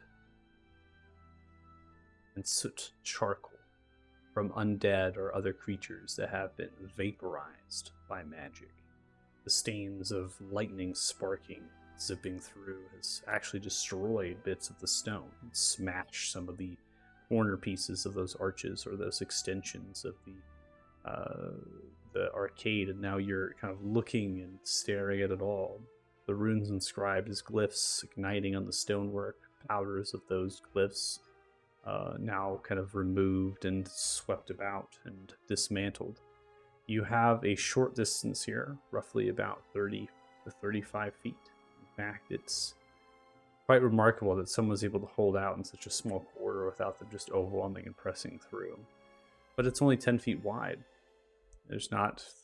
Some of these undead, being as large as they are, would literally have to come in single file. The circular vault door here is large and impressive. It opens just like the other towers in 4 pieces, each slice kind of moving up in indentations of the stone. Then from there coming in to the domed Soltoric vault, it is kind of an orrery or a planetarium in a way. A lot of the lighting effect that is presented is in a stasis with cosmos and other sorts of constellations and space around. There are these 4 pedestals that are in each segment of the vault, and those blue crystals are the same memory crystals that they described in the towers that can be activated, and from there they're able to give the visual representation of the space, and they can be manipulated in changing what is represented and what location. The centerpiece on a platform protected by these ring-like mechanisms that are spiraling around it, energized and fed off of this. In fact, most of the tower is energized off of this. Given this spire of blue crystal that comes from the ceiling through the constellation systems and is taking all of the arcs and all of the power from it as it's wild and shoots upwards, takes that into the crystal and harnesses it. The runes about this object are also of a language that you have some familiarity with. You've seen. It's the same language on the Time Fracture obelisk. As the instruments of tinkering, workbenches, and other things around pedestals, the outer rim of the dome, that is more like a madman's enterprise. Tools are everywhere. Workbenches have had experiments going awry upon them. Crystal glassware shattered from potion making. Showcasing the many years, dozens, centuries that this person has been trapped in here. There's even writing upon the walls as the pages that they ran out of, or they stopped conjuring from Eric's, or transmutating, creating it. They've used the walls themselves of the dome as writing. Many mathematics equations and other sorts of very large calculations written upon the stone. Those with a tinkering background or an understanding of sciences, like you, Lance, would know that a lot of these equations and the math that they're trying to create is trying to find a way of transpositioning and teleporting them and Eric's Jr. out of here. But alas, in many of them, it seems that they come to some failure, that without some form of containment unit, Eric's Jr. would be too wild to be released, could not be controlled. As one would teleport, the other one would try to follow, but they have to be together, moving in synchronous, the same span of time, the same wake, in order for them to both not cause havoc and harm. So Torek is there on one of the workbenches in all of the midst of that chaos, and is currently working on a bluish crystal, very prismatic in shape, as it's held in place by many clamps, kind of suspended by those clamps from an arm that comes down, and they're held in that ring there. They're kind of working upon them with various tools of instruments as they're etching into the blue crystal evocation runes that are very similar to a sending spell would be cast in a wizard's spell book. And they're currently etching and inscribing into those blue crystals. They have a pair of glasses on as well. Have magnification that can bring down. suggesting they themselves still have the eyes of a mortal and can't see very precisely. Need to have some magnification. Kind of walk in, take off their glasses. They set them down on the workbench. They turn and look. It's an impressive setup you've got here, but not sure the walls would be my choice of medium for recording notes.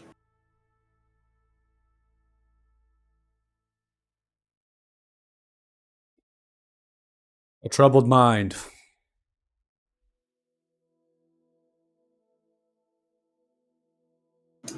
Fair enough. Suppose enough nights without sleep could trouble anybody.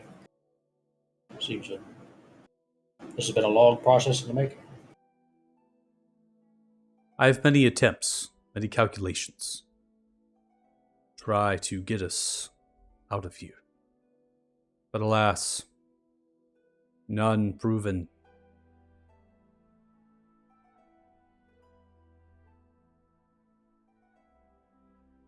At least not without causing irreparable harm to your world. Well, thank you for being considerate on that part, I suppose. It is my duty to be in service, to be grounded. I would violate my very creation if I would do harm unto you, or your people, or your world.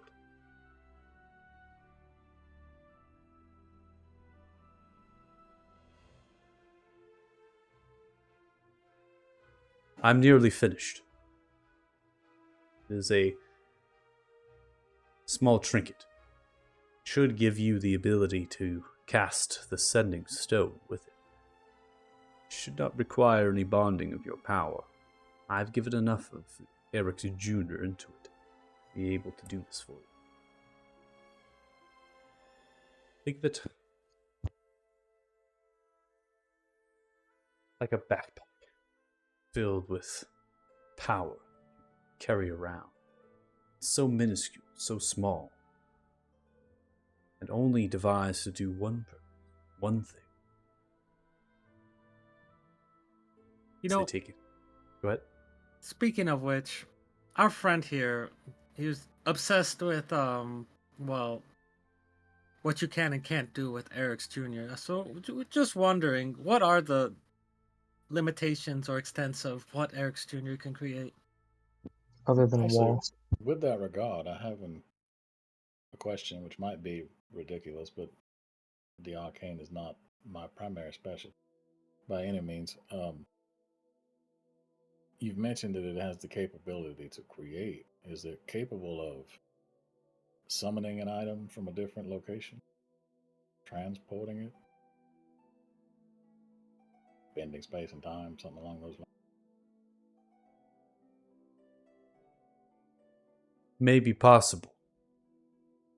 But if it was to have reach over space and time, outside of its containment, outside of a linear path, it may function very well in a small capacity like Eric's, shooting forth spindles. Chaos and havoc.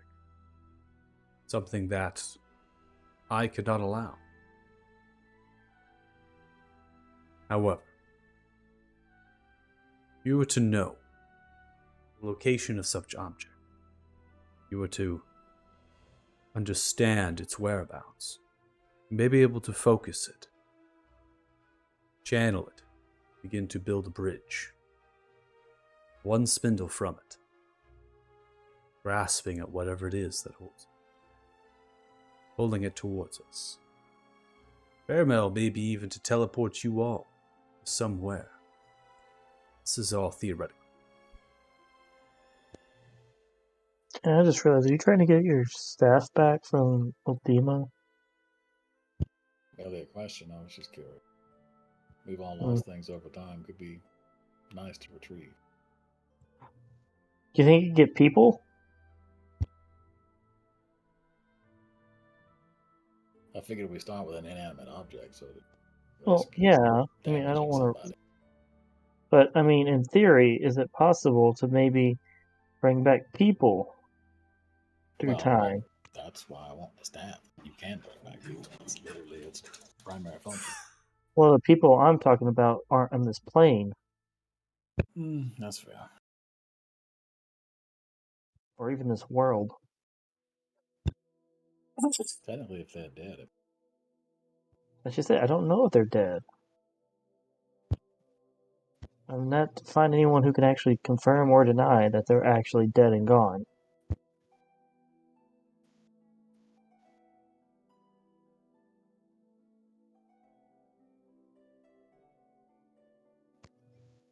Do you think this has the power to at least do that? Could it confirm if someone is alive throughout different planes of existence and space? I don't really know. This whole universe traveling thing is very confusing. I have not studied, nor have I experimented with Eric's Jr., bending time and space to its will, to our will. This is why the many calculations you see are here, piecing it together, trying to make sure that if it was to do so, that no harm will come to your world or the fabric of your reality. Starting small, with an inanimate object, of something you have attuned to, your soul is bound. Its presence is known, may very well be to retrieve it. But the soul itself, to find it, point us in a direction. I feel that there are other forms of magic that are more suited, such as that the divine. This land, as I have read, rumored to be very blessed by those who devoted to the sun god.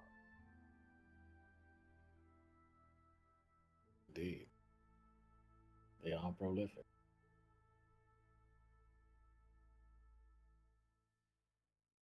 Maybe a consult with a cleric, healer, someone that is more attuned with this form of magic would be wise. But to direct Eric Jr. to traverse in space-time and seek out the souls of those you have lost, It is don't worth a believe shot it's asking. possible. Worth a shot. Oh, I have a question.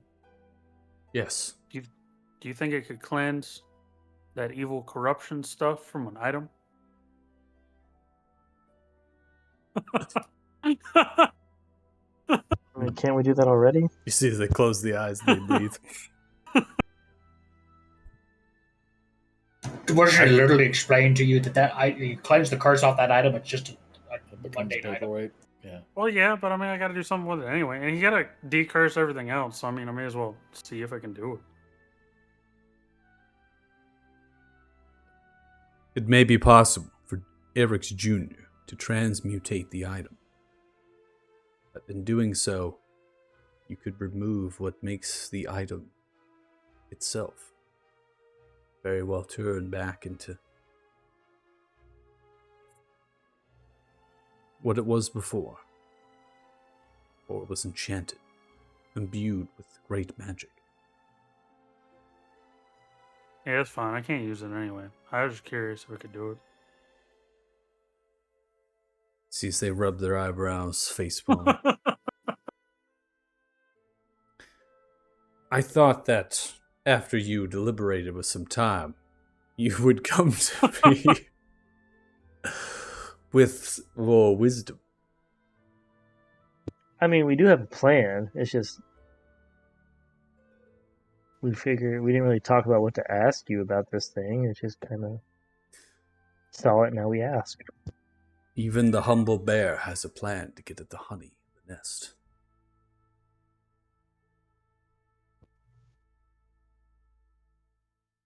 I'm okay with Oh. that analogy.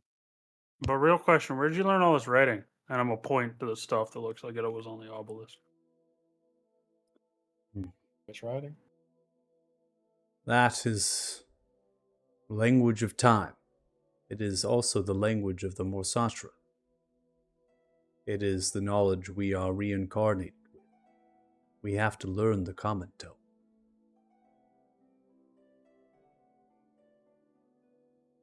Kanan will start translating it. Simple translation, it seems to hold Eric's Jr. in time and space. It's essentially stabilizing it in this time and in this space and in this location. So it is kind of anchoring it here, which, as we understand, knowledge-wise, it's not so dissimilar away from the obelisk and the way it kind of works with all of you, I suppose, in time. But this is a far smaller, very minuscule approach of a containment field. You can sense and feel, and even Sotoric has explained that if this is removed, it has to be done so in an elegant way and used in such a way that does not allow it to go freely. Something that's so, can create so much mutation and so much magic. If it is not contained, it never ends. And could very well begin to transform and turn the world around you to something else. But, as they alluded to, Sotoric is bonded to it. They have to go as a pair. They have to move in unison. So, even though Sotoric might have been able to leave, couldn't. Eric's Jr. is their life bond. Connected. Without it, they would die.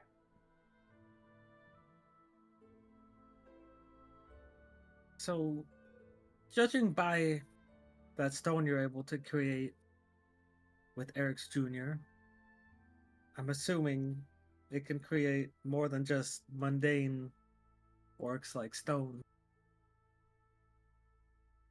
Yes, it can. I have put it to the task on numerous occasions.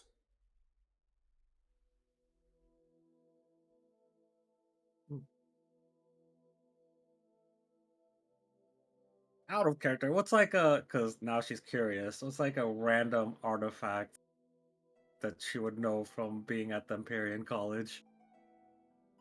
Hand of Vecna.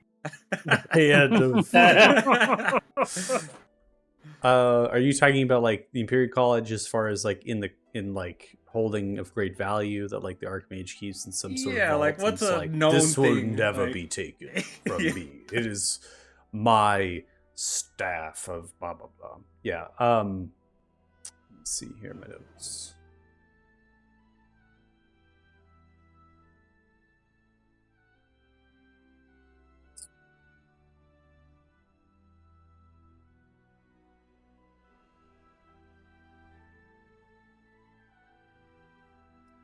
I don't know if you would know.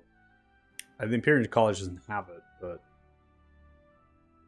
I'll have you roll a history check. Wait.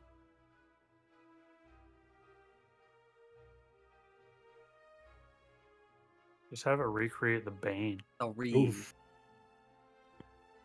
Ouch. That's rough. No, I already learned you can't touch tips of the universe one. No, we have not learned that because you guys did not let Well, me we touch decided tips. not to confirm it, but Balrugar kind of pretty much told us don't do He that. said it was a 50-50, and he wanted to do it because it would be possibly hilarious. And this way we can have 3 tips.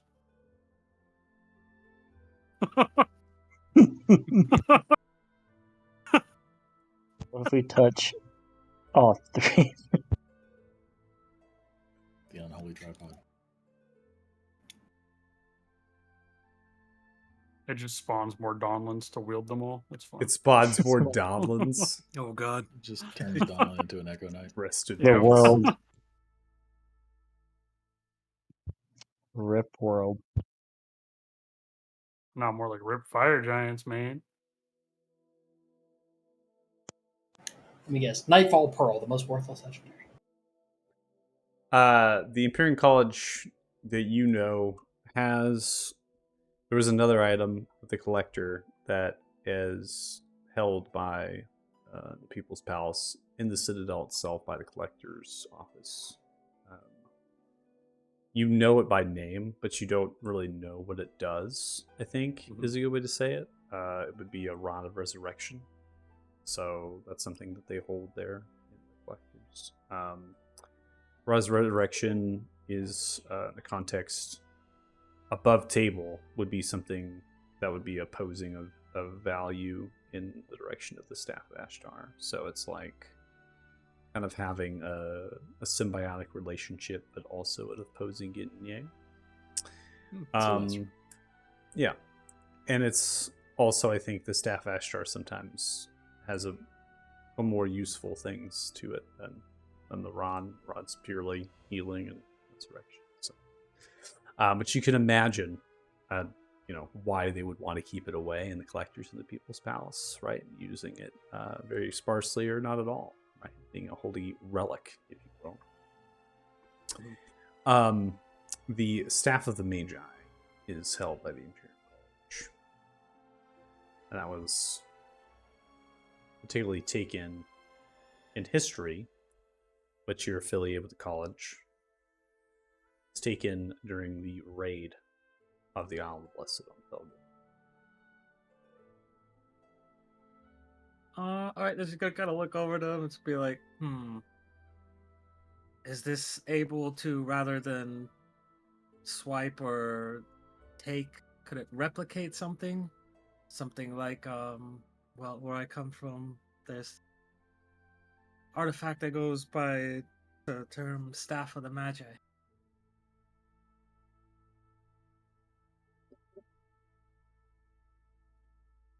If you are to understand what capabilities the staff holds, Eric's Jr. may very well be able to recreate it. But it would need to know what powers the staff has, either through my knowledge or me gathering the knowledge through you.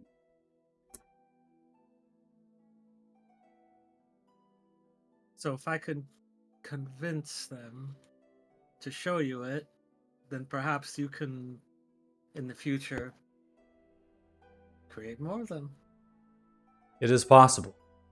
And it is what, when I was suggesting for the capacity of Eric's Jr. against the Master of Dragons, something that would be able to create protections necessary against this Master of Dragons and your way of life, rather than taking an outright assault, using it as an offensive weapon, used as a defensive.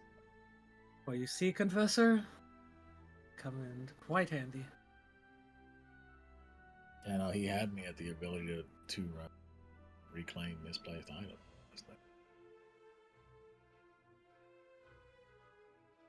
Wow, it sounds kind of boring to me. Boring. Well, maybe for the feeble-minded. That's Wah.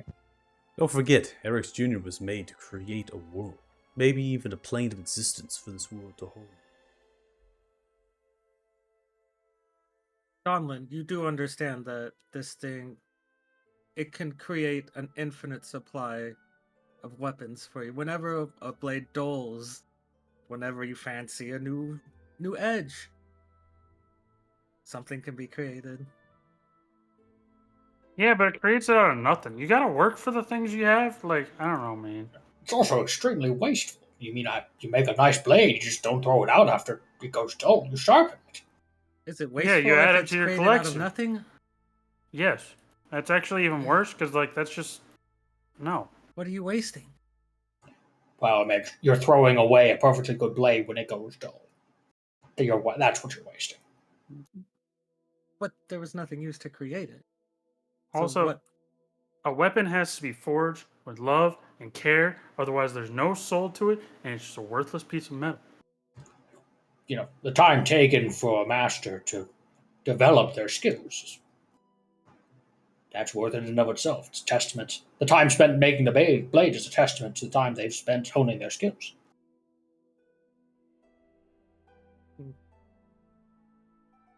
So Soltoric is going to make way over the crystal, grab it, and begin to walk over to you, Pip. I believe it is ready. Here you are. Thank you. It is a stone of sending. It is not a sending stone. It is a stone. Stone of sending. Prismatic blue crystal that glows the runes of evocation. As an action, you whisper to the evocation runes and direct a telepathic message of 25 words or less to one person you are familiar with. The person receives this message and can respond telepathically to you with 25 or less words. If this person is on another plane of existence, you have a 5% chance of the message failing to be sent. You can send a message with the stone once per day. That's actually pretty OP. It can be. Well, it's just a free sending, essentially. The free sending Which one's is kind pretty of cool. Yeah. I hope you take a liking to it and reach me when you have more information about the whereabouts of the codexes. Oh, we will. And if you need us, just does it work both ways? Or should I just send you a message and you send it back to me? Do you have a way to get in touch with us? I see. You are really not familiar with the sending spell. Well, the spell is able, using the evocation runes, to send your telepathic thoughts, limited variety, across this plane. It will reach me, and then I can speak to you. The same amount of words. I get that part. I was wondering if you need us and I didn't send it for you first. Do you have a way of contacting us? Of course, I can cast sending. If I could not, I Okay. would not be able to create this item. As I told your friend, I have to have familiarity or some sort of understanding how it works.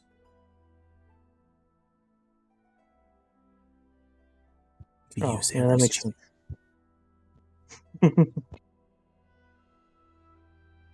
Above table can't just create a staff of the Magi, right?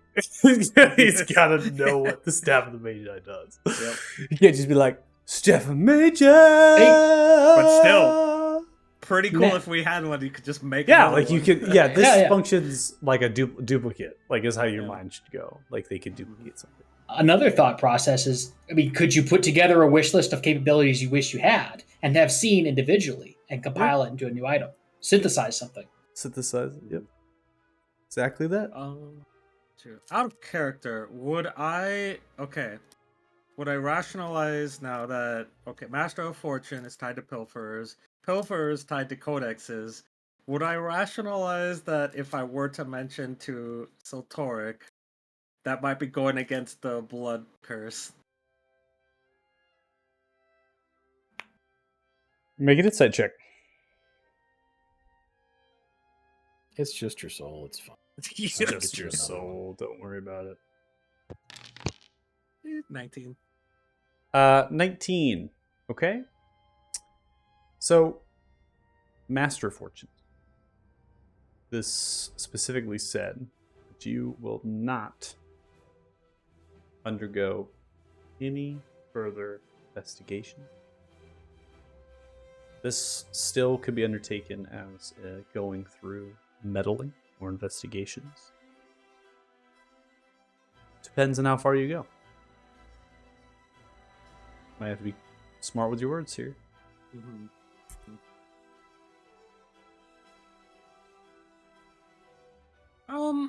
I she'll just mention that she'll look over to Kanan and be like, back in that South Tower, Pilferers, there was someone mentioned, right? And Oh, maybe- the Master of Fortunes. You think Siltoric might know this person and need to know about this person? Those who took things from the marshes, from your towers, seem to be working on the behalf of someone who calls themselves the Master of Fortune. We don't know much about them other than that they are likely a Forsaken. Probably fairly powerful, given that they were able to take over the mind of one of their own and communicate through them.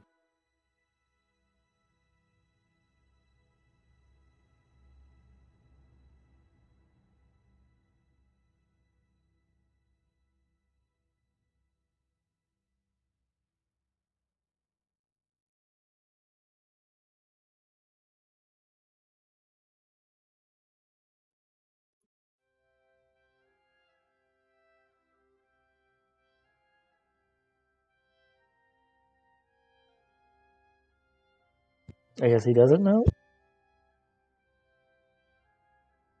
Are you asking? That was more just an info dump for Siltoric, if that name meant anything to him, or just letting him know because we hadn't actually told him. Yeah, I mean, you haven't told them anything yet. Master Fortune's the name. Seeing if they have any recognition of that. That's kind of what you're trying to get at. Yeah. Okay. I have no recognition of this name. Sounds about right. He has been locked here for a while. Okay.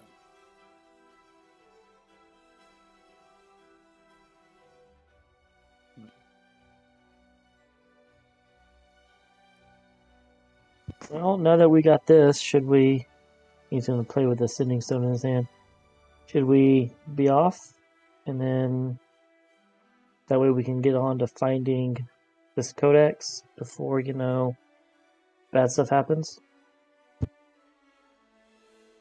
Yes, of course, because anytime I'm looking for something in particular, I would usually probably start with, if I'm looking for a recipe, the chef.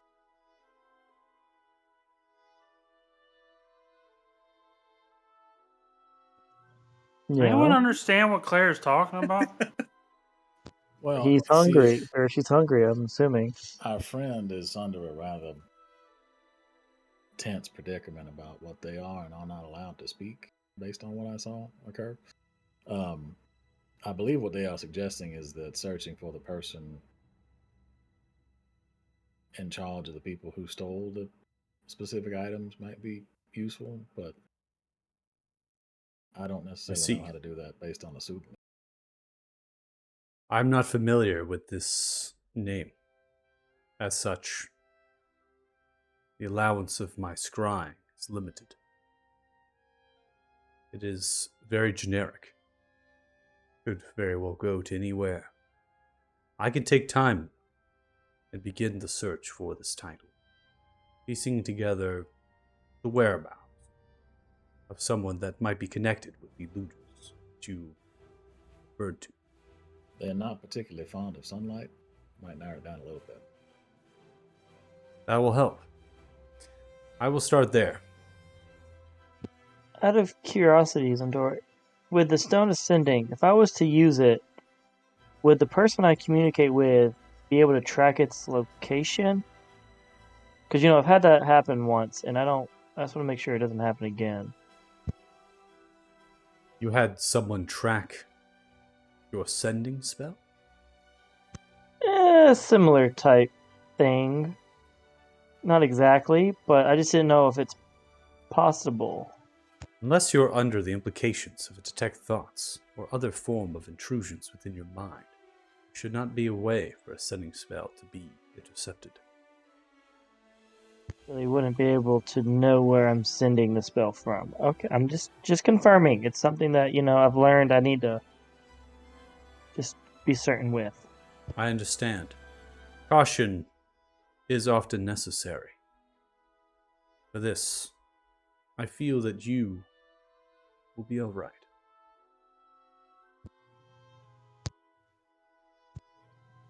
Let's hope so. Maybe just don't send any dragon.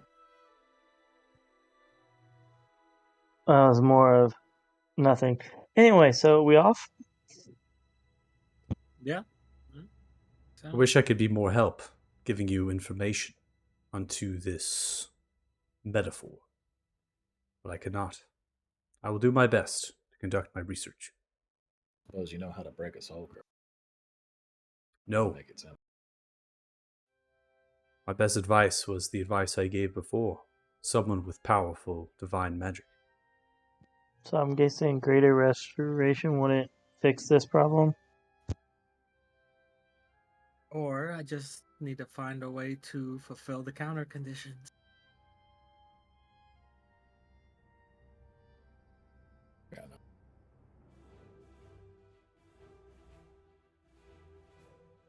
All right, let's go get paid.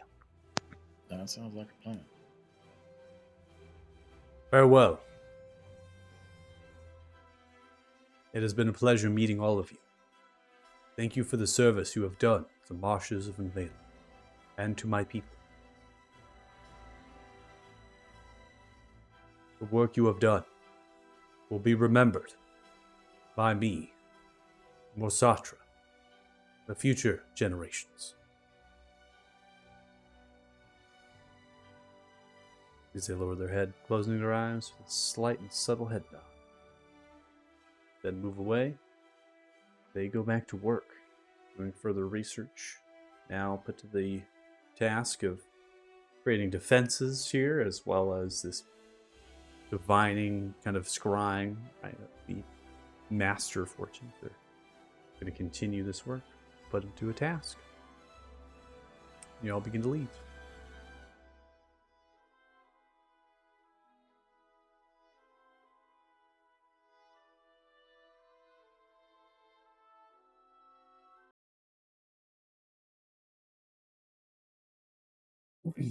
So, before we get going with anything else, we're going to go ahead and take a break.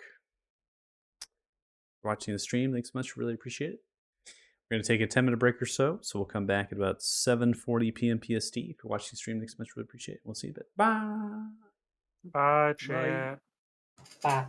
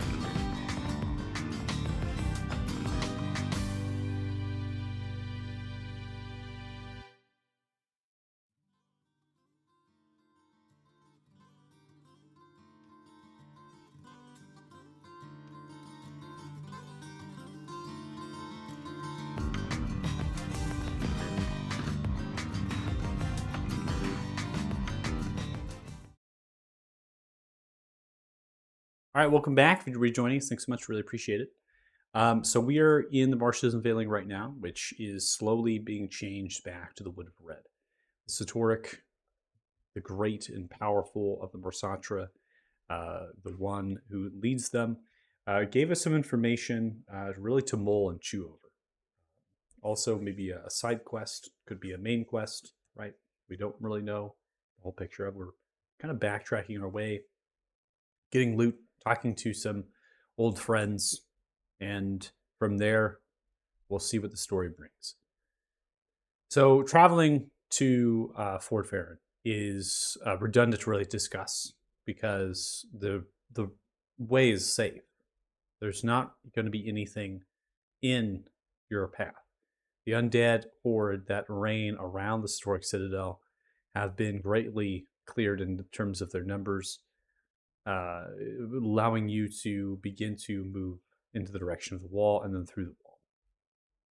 As you walk over the devastation that Sotoric had rained upon them, a lot of their magic that they used here is going to be in the form of lightning, chain lightnings, lightning bolts, in a mass.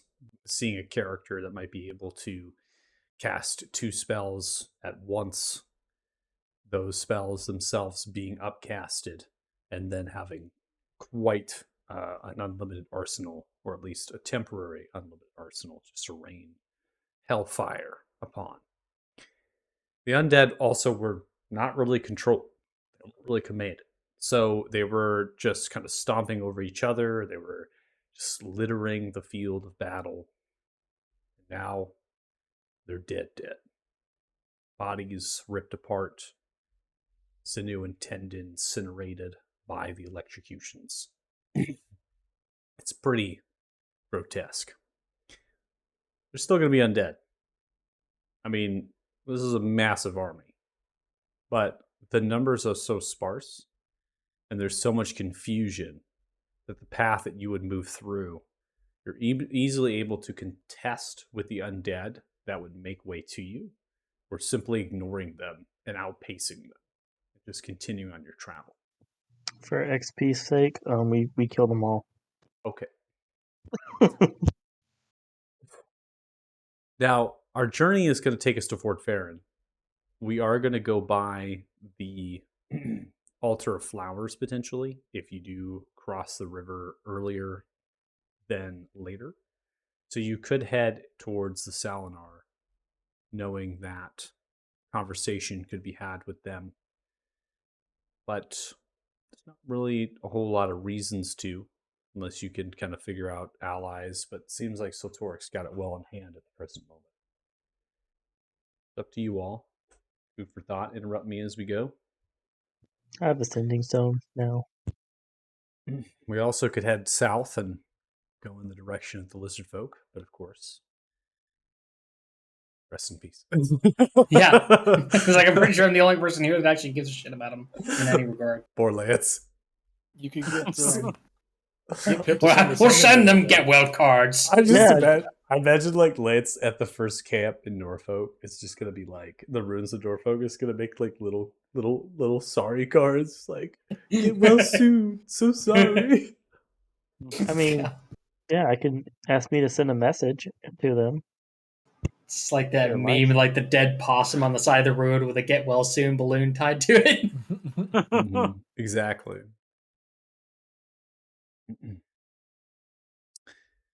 And as you rest, we'll go ahead and prompt for a long rest here because I'm pretty sure everyone needs it. Or at least quite a bit of people need it. Let's see here.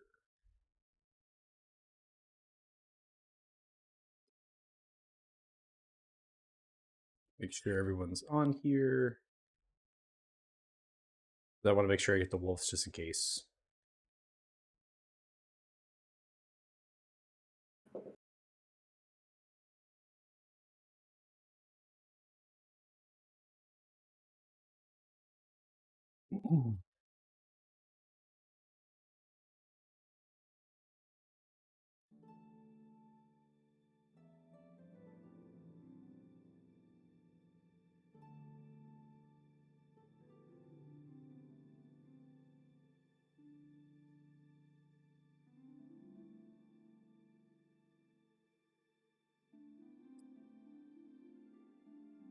So Pip, are you really using a setting spell? Because it's the first night. Yeah, honestly, I would probably use it for my own games. I'll try to send a message to one of my friends, and we'll go with Malachi first and see if I get anything back. Okay.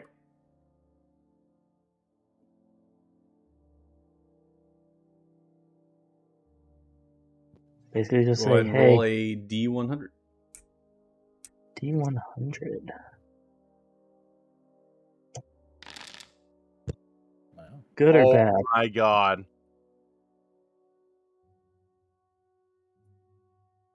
Okay. What are you setting? I'm just sending. Are you and everyone still alive? Simple. It's Pip, by the way.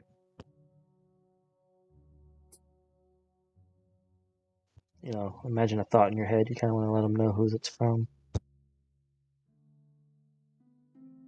Okay. You're going to get a response back. Seems to be bells that are ringing and a lot of static noise.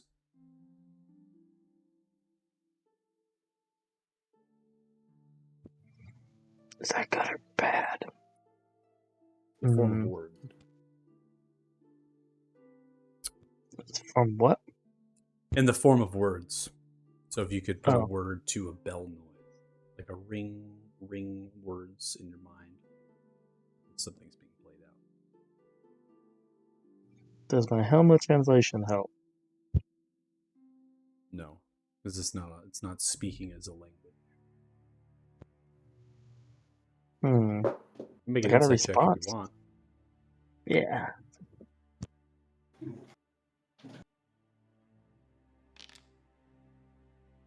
Very similar to if you were reading a play, right?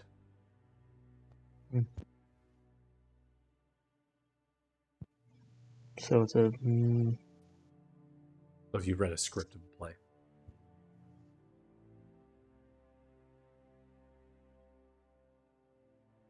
I read a script of a play. So if you read a script of a play and there was a sequence that did not have any sort of dialogue, how would you describe it? You describe it with the words, the sounds, and the words. So it's basically getting a nothing back, essentially. You can interpret it as you were. I can't give you more than that. So you can interpret it as being nothing, or you can interpret it as something. Pip would interpret it as something. So in the morning, remind me to ask. I don't know who in this party would know. I'll figure it out. That's all you can do right now. You can only send one a day. Okay. You rest in Norfolk, in the ruins of Norfolk, setting up your shelters, maybe in the ruined structures that have actual thatching, getting some shelter because the rain is falling down at the present moment. And it is not a light rain by any means. It's actually going to be quite heavy as it's coming down. Are we doing tiny hut? Always doing tiny hut. Okay. If that's your call, you could be in the tiny hut altogether as well. You know, sometimes it's necessary. Sometimes it's not when the road is safe. But if you don't want to be sardines inside of a tiny hut, you can. Whatever power to you. Hey, a dragon's fair, come the out of rain- nowhere before. I was gonna say Rain. the rain probably cleans us. The rain does not clean us. Well, the rain makes everything muddy, so you get dirtier. Yeah, but it don't smell like dead people. Also, I'd like to be able to sleep without a potential dragon or someone trying to kill us in the middle of the night. I guess the reason I asked that is if we're not doing it, then we probably need to do watches at the very least. If we're doing it, we probably don't have to. Pip always says tiny hut. If there's a way, unless there's no room, and then he wouldn't do it, obviously. I guess a tiny hut it is. Unless Donlin wants to sleep out in the rain. Oh no, That's Donlin's okay. sleeping on a roof somewhere. He's sleeping with the wolves. Or yeah, with the wolves. That's also a spot that he would be. Yeah, I mean the wolves are with you now. So again, travel wise, I'm not going to take you to tax because it doesn't matter as much as like how quickly you want to get there. I'm assuming you're riding the wolves, and that's maybe greater steed. So that's a Oh travel yeah, I time. wouldn't. You're going to go Yeah, all the I would've- way from literally in the same day. I mean, you're like midday. You're going to get all the way through the marshes to Norfolk. So you're moving at a very tons of dozens and dozens of miles here as you're traversing through the territory. So yeah, you're resting with the wolves. The wolves huddling themselves together. Amiss that Olas is no longer with them, but also very happy now, transitioning through the cycle now to a more of happy state that they were able to achieve glory, get to the halls of Thrym, and that's something now they're eagerly awaiting themselves. Kind of get up in the morning and you break out different rations. You might be able to fetch some small game. You might even be able to hit up the river a little bit and throw out your line, cast a net, and catch some fish. Cook some things up on the fire. Have a little bit I of think time. Lance does have a tackle. Yeah. A little R&R, if you will. I also have pancakes. Yeah, Lance will probably take some time to bust out his fishing tackle and spend a little time. Also, Been before a I went minute. to sleep, I would have got back Toe as a Pegasus. I forgot that he wasn't with us anymore. Yeah. Sounds good.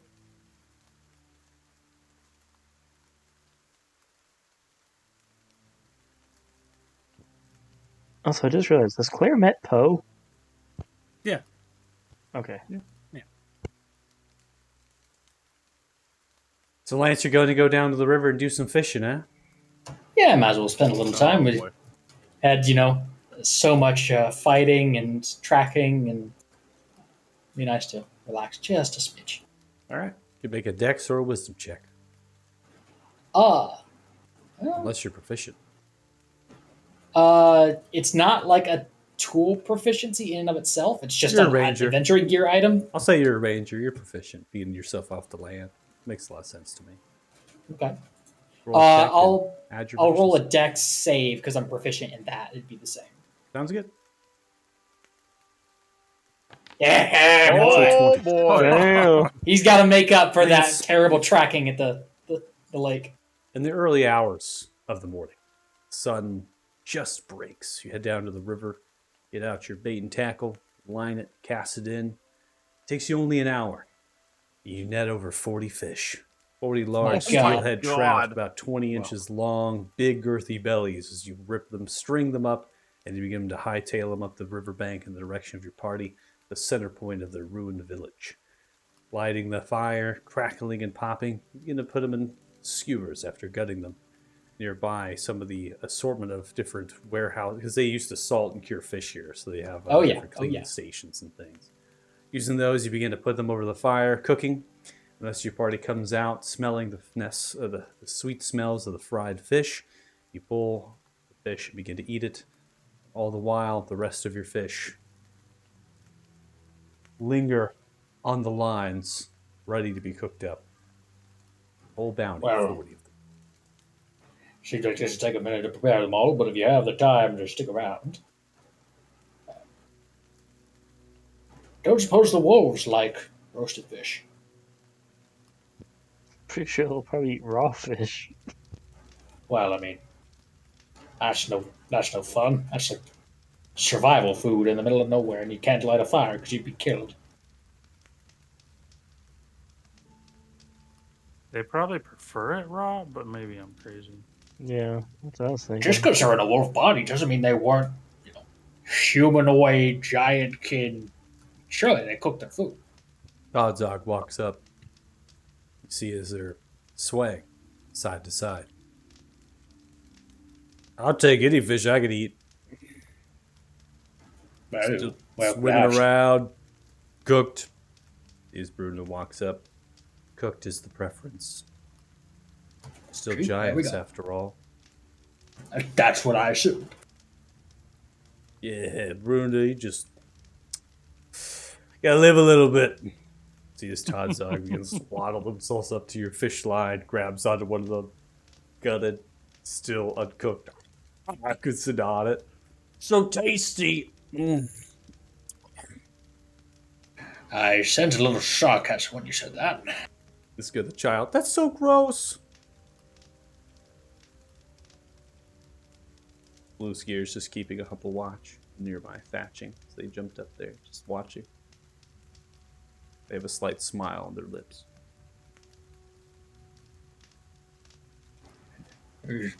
I know he's a bit of a bottle chaser, but I didn't realize he was a bit of a gourmand. I mean, when you're drunk, you'll do anything once. I'm just saying. I don't think that's limited to just him. Well, fair enough. It's Tonzon I mean, you finishes all the drank- fish, drank the begins to frog. waddle into the ruined I tavern. don't want to talk about the frog stuff. That was in the past. You bring that up. And Hell, you weren't even might- drunk for that. No, I was just trying to get us the hell out of there. Thank you for your service.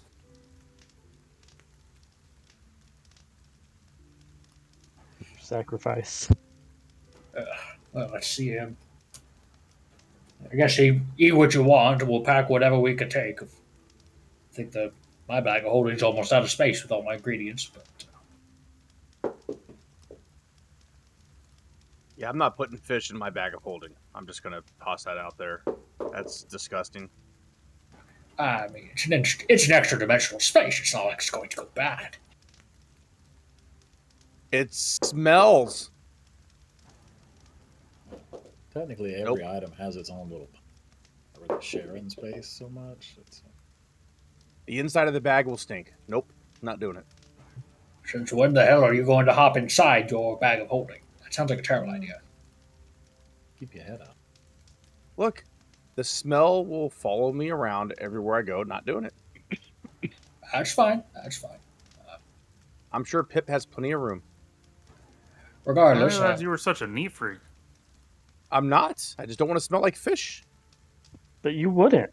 Oh no, Well- you're right. Just the item on my back would. It's in a different space, and it doesn't work like that. Oh, so now all of a sudden you're the expert on magic items, huh, Mr. Sending Stone? I mean, with this, I am. I've had it a while. I know magic. I just need to confirm with the sending stone. I never worked with one. That's right. Have you used it yet? Yes. and who? My what, friend. What did he say? I got a bunch of bells. Oh, he's dead. Oh. Know what that means? I think that just means the line's busy. He's dead. 100%. What type of bells? Like church bells? I mean, Like sounded nice, I guess. Harold's bells. I don't know about bells. Wait, how did you get? How does the sending spell work again? I suppose they send words. That's why it's like Yeah, Bells. okay. So bait sent Yeah. back. It sent ring, ring, ring. Literally said the words ring. Yeah. Yeah, I think your friend's dead. No, You I don't think know that this just means he would- doesn't want to be disturbed. Well, if that's the case, I'll try using it on someone we know is dead and see if I get the same thing. Who do we know that is dead? Are you sure you should be using that sending spell for stuff like this? Hey, it's a theory. Who's dead? The guy that we killed in the FEMA. Your parents, probably. Oh yeah, the Duke. The Duke is Jesus, Lance. Wow. Wow. I was trying to be nice. The I was trying to be nice. I was like, your parents. Yeah, we're like, well, who do we know? He's like your mom. Well, I mean, we know his I mean- whole universe is gone, so I mean, Well, it wouldn't work that because remember we're trying to see if they are dead or not. We would get the same answer. I mean, the guy on Othema that we killed. You have the people in High Rock. The Duke, yeah, we know he's dead. You could reach out to Olas. Olas, but wouldn't? What? I wonder if that would work. Would I get him enthroned in his world? I mean, Is that how that assuming works? that your friend is dead and in some other god's domain, then yeah. Well, I mean, whenever you die, I assume your soul goes somewhere. It doesn't just stick around here. Okay. Look, the Duke is the best one. Try him. Yeah, sure. Okay, Why cool. would you talk to the dude? He was a dick. Yeah, but if he's dead, The I'll Duke get was a spells. dick. Donovan, let's be honest. Whenever Pip talks to somebody, they're all dicks. You're not wrong. Fair. So I guess I'm gonna attempt to contact the Duke. Okay, roll D100. For clarification, we didn't kill the Duke in this world. We killed the Duke in the other world. Yeah, but we That's know a he. good point. We did find out that the Duke in this world is also no longer living, but just Yeah. far pre. Fair enough. That we know. Well, no, we confirmed. Well, now we He can see the rolled opposite a effect. fucking one. boy. Oh my R.I.P. god. Both sides of the spectrum here, people. I got the 90s. So, and I got the so one. you definitely have no idea if this. Ricand, is you gotta hit the tables, my man. If you ever wanted to gamble, now's the time. Rolling a 91 and now do a 1. Dude, you're all in the outlier land. You gotta hit That's some up- fucking I you bipolar gotta advice hit, over I here. know, you gotta hit the tables. I Some don't good know if odds. a 1 is a good or bad or a 91's a good or bad. So now we're Well, about to 1 find in out. this case is bad because your spell fails. Okay. Okay. Gotcha. Would I know it failed? You don't come around quite often. I think the only thing I can give you is that you don't get a response after you send what you send. Static. So I got just back nothing. There's nothing. So And it sounds like your friend is not dead. okay then. So there's hope. They just don't want to talk to you.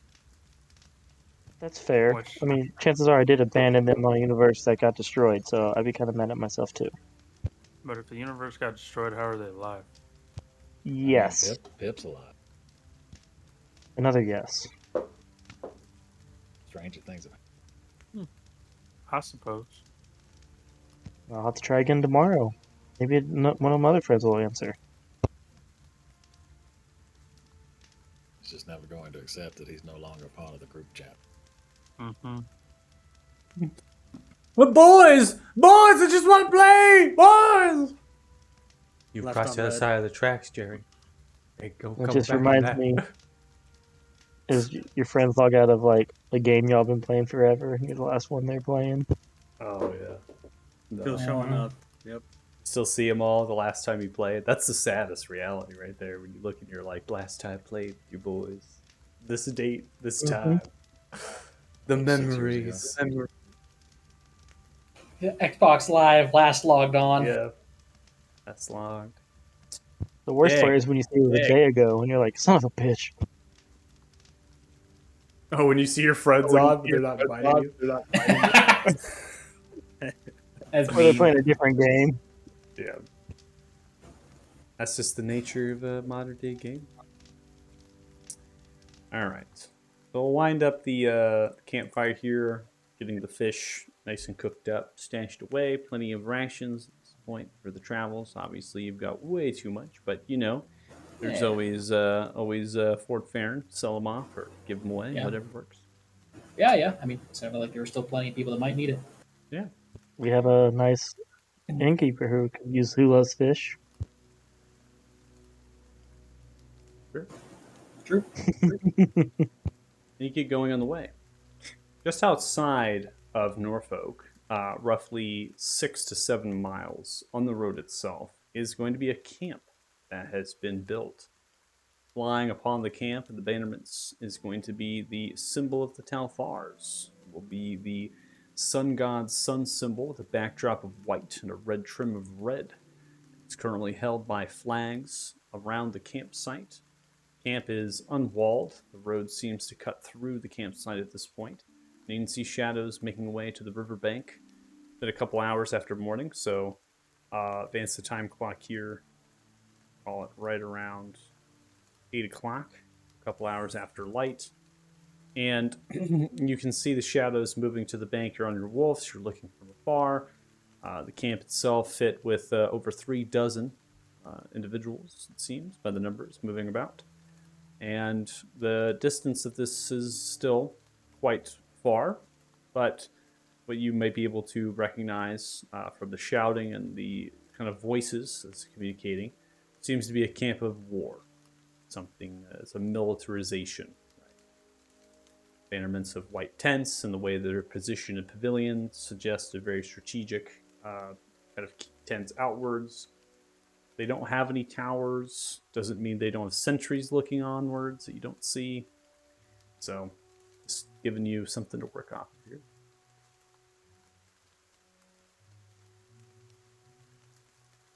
That wasn't here when we left, right? No, it wasn't, I believe. Not to my recollection. Do And they think again, that? this whole time dilation stuff that we were in the swamp, it might have been a while.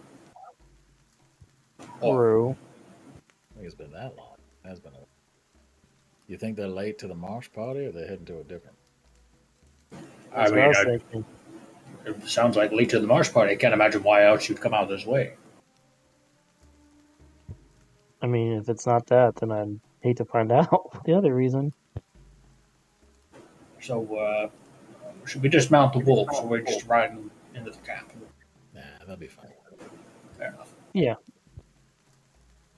Are they Hey, gonna ho, attack fuck 'em. us? The town They, hall? they can play the fuck around and find out game. I see no reason they should attack us without provocation. Also, Alright, if Toe was flying, I'd have him start walking with us, not to fly over them, because that might be intimidating. Okay.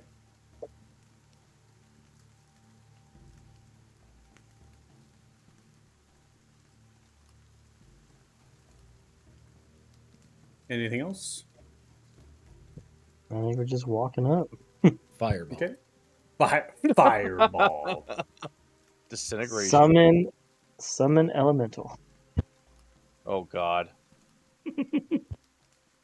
Lose concentration. Send another So one. he's Lose just- he's trying concentration. to, like- Send another one. We're trying Rest to in farm those peace. things for XP. Farm 'em. Farm 'em, boys.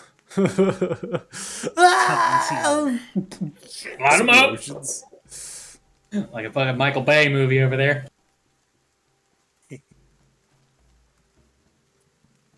Rest in peace.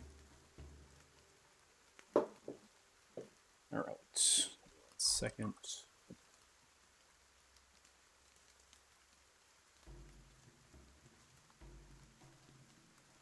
Okay. As you begin to ride into the camp on the road, you see as the shadows are kind of moving, not wholly mobilizing, but enough that you imagine that they're getting their weapons and all. They're kind of grabbing different things, they're assembling themselves slightly, they're looking kind of onwards. Imagine 3 or 4 people at the edge of the camp at this present moment, staring onwards, looking at you all. You begin to come more into purview of their attire. They appear to be soldiers of the Talthars, but more or less they are paladins. So what you're seeing here are squires. They would be in knightly attire, surcoats to the Talthars, and they will have a badge signifying the crest of the house that they are loyal to, which is a various house of the Talthar regime. Squire is slightly higher than a page. Page is particularly a grunt in the Justicars, who tends to be the ones who shovel up the muck, and they do the jobs you don't want to do. Squires still do some of that, but they get a little bit more prestige. You can see there are knights currently in here, and there will be someone that begins to pull themselves out, seeing you all as you begin to pull yourselves to the edge of the camp on the road. They're not blocking your path. You're kind of moving past them, if you will. And the squires are kind of looking onwards with their weapons. You see is one with a badge the crest begins to move out. And Claire, you would know them as a knight commander. And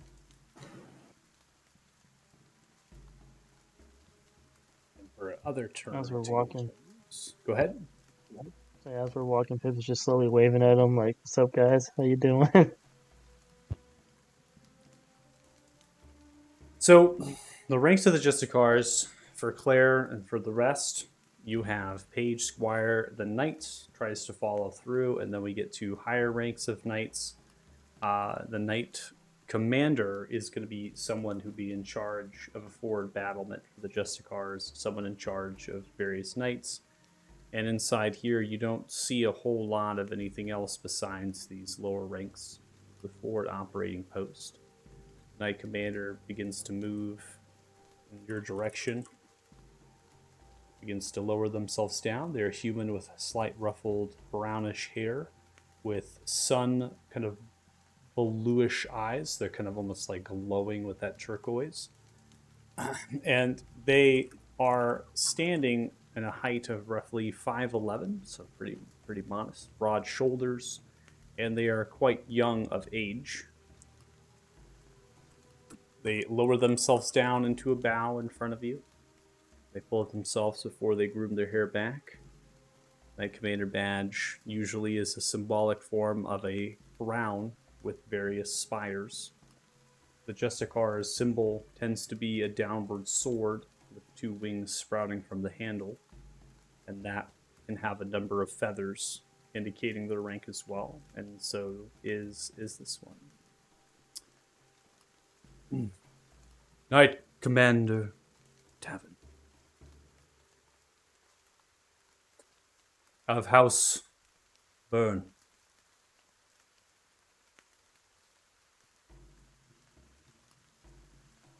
Motions for you all to state your names. Hi, I'm Pip.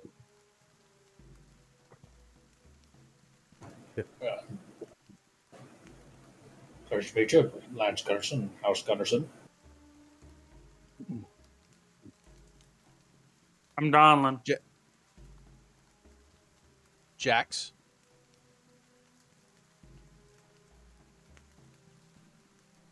We don't I'm called see. Professor Kanan.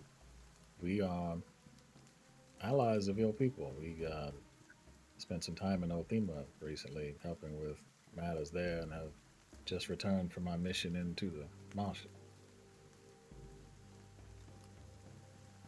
Knight Commander is Sir Tyrus here. Not in the camp. Back at Fort Farron in the keep.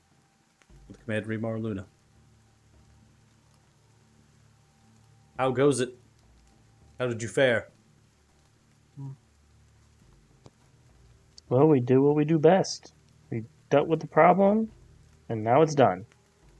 Hold on. Claire? You know these people? Aye. I did. I think she did mention she was Yes. related to their work. I mean, I See as figured they lower all themselves people know down each into other. a knee. You are in the humble presence of Claire, House Trevelyan, Imperial College mage, and someone who has ventured into the marshes of the Veiling and is the only one to come out alive. Still on the knee, they stand up tall. Glad you made it out. No one else did. I. The Sun Sword, Sir Algan, ill-advised, decided to venture further into the marsh, and well, the rest of the patrol didn't fare well.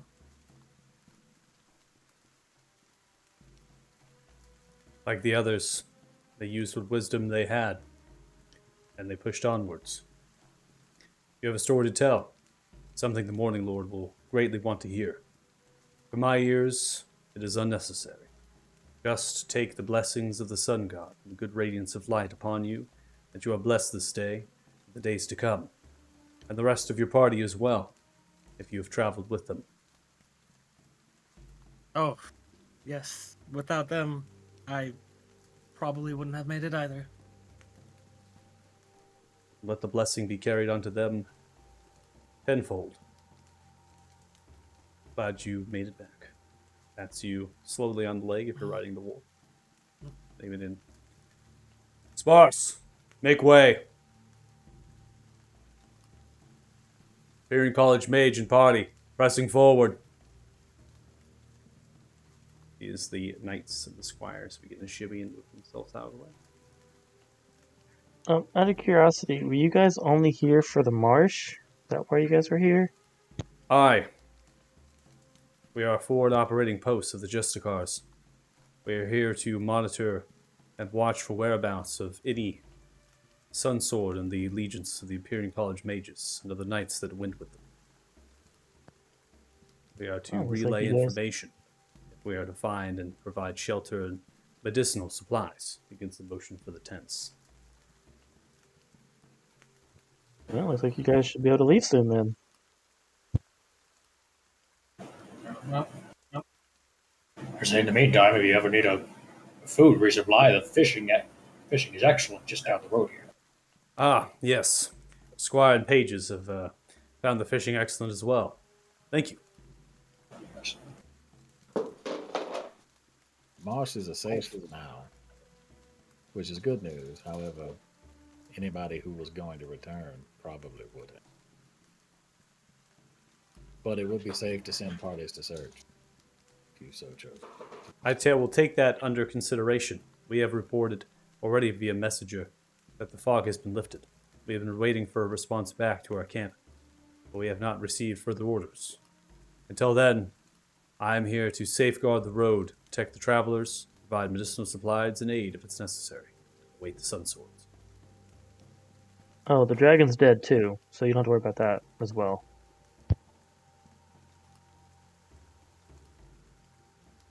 Blair, I do not believe that you have given your party information. That is not necessary. I appreciate it, but it's not. I am here to follow orders. That's my Yes. oath has been given to the Talthars. I need to get back to Fort Farron and then we'll see what the Morning Lord has to say. At least you guys can sleep now without worrying about a dragon attacking you. That's all I was saying. Since we are on our way back, is there anything you need us to take with us? Any messages? We're all the way there. So. You are the message as far as I'm concerned. Your presence Fair and enough. your words alone. Safe travels. See as they turn away from you, begin to march the direction of the river due south, wearing some tents. Claire, how big a deal are you with these people? They didn't do that with Kanan. Well, I I'm new to these shows. Man, don't believe the Confessor serves under the Talthars. well, I aspire to. I have been working as such, but I am new here. Yeah. Oh, I just thought all sun god people knew each other. Isn't that how that works? Busy Just look- preparing how best to help Wow. the Kingdom Death. That's Wow. If there was such a thing as racism for a religion, then Yeah, I was that gonna would be- say. That was it, man. You're starting to sound like Donlin. Just for the record, my religion is at a... What is my religion? A 4. So I don't know much about religion. Okay. Good. Still pretty high. Yeah. Still not terrible. Yeah. So Faith, I was going to refer to you as Lady Claire, but I didn't know how you represented it. Or lady would be proper. Probably would have been surname, yeah. So I just kept it as Yep. none. Yep. So you would be remarked as Sir Claire of House Trevelyan. Imperial Probably College got Lady Mage. Travelin or whatever. Yep.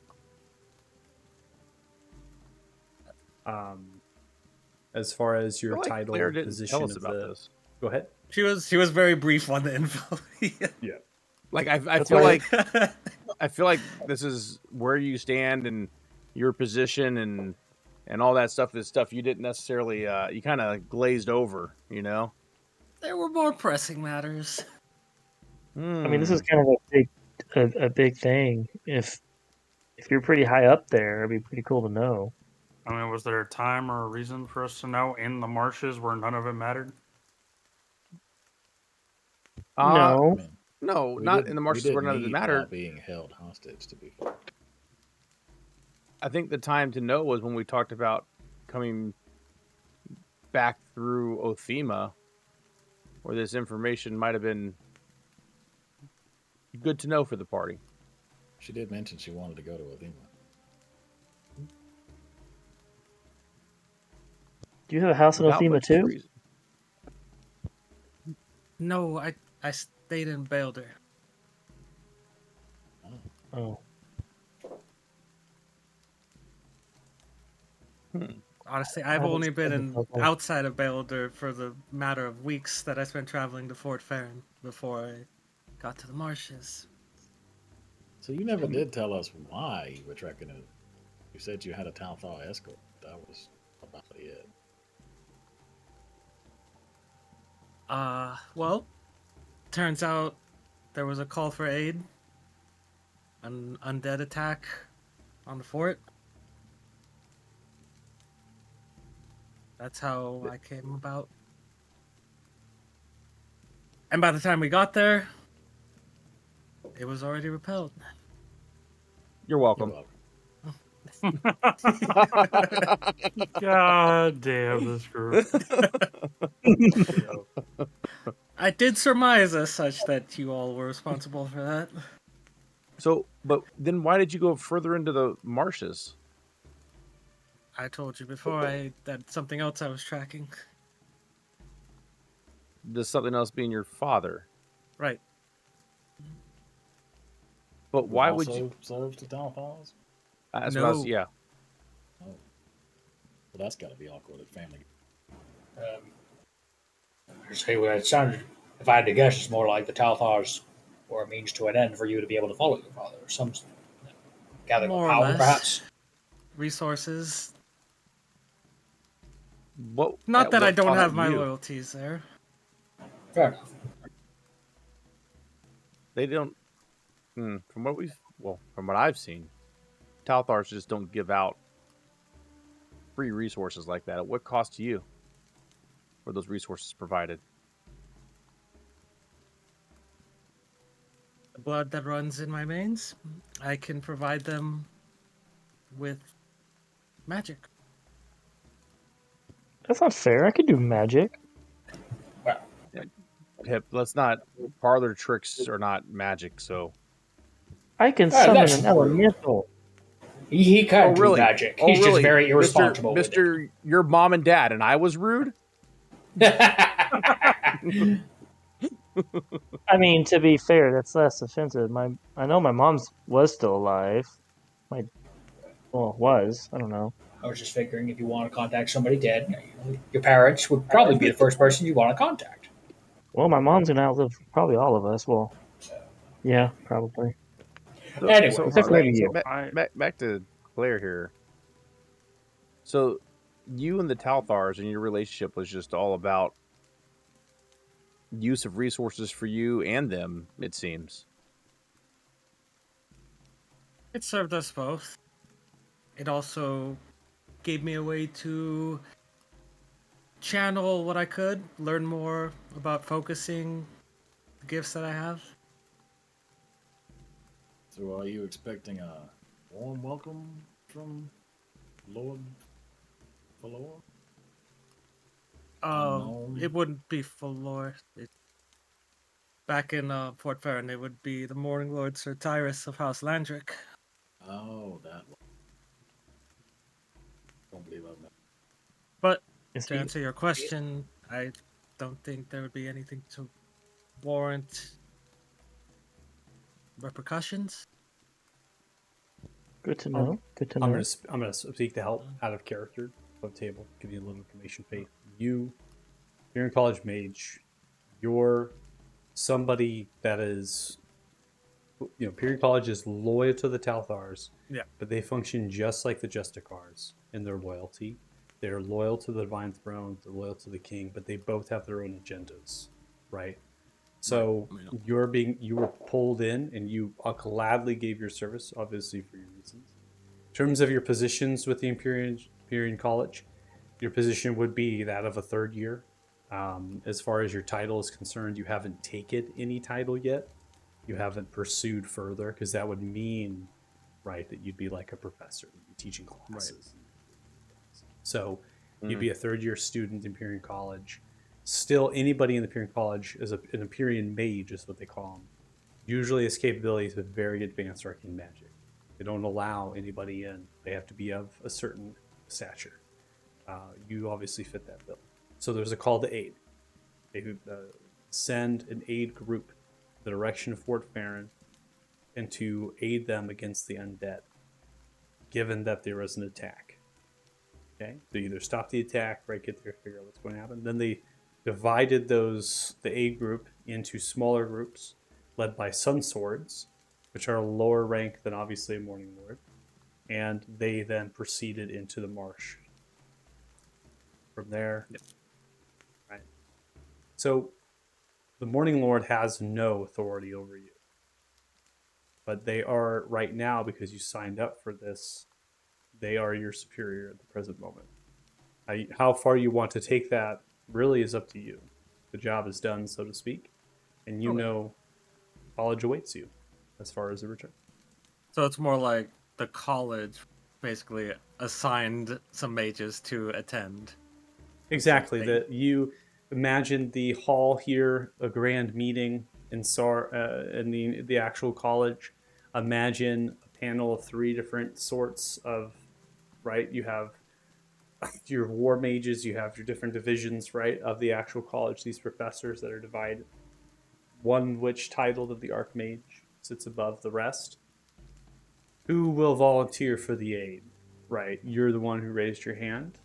You will be in due charge of thy Morning Lord, Sir Tyrus of Howlandric, that will be forming this aid group. You'll report to them, and them only, until the job is done.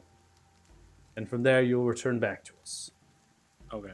Empyrean College does not engage in ways of war, right, usually, but they do have war mages that can be sent to war. So technically the only responsibility left is to eventually report back to the college. Exactly. Return back to your classes and back to your way of life that you had before. Yep. Okay.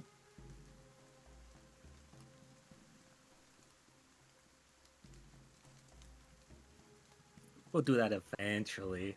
Yeah. I mean, you don't Give have or take to. a few decades. You're not a slave, right?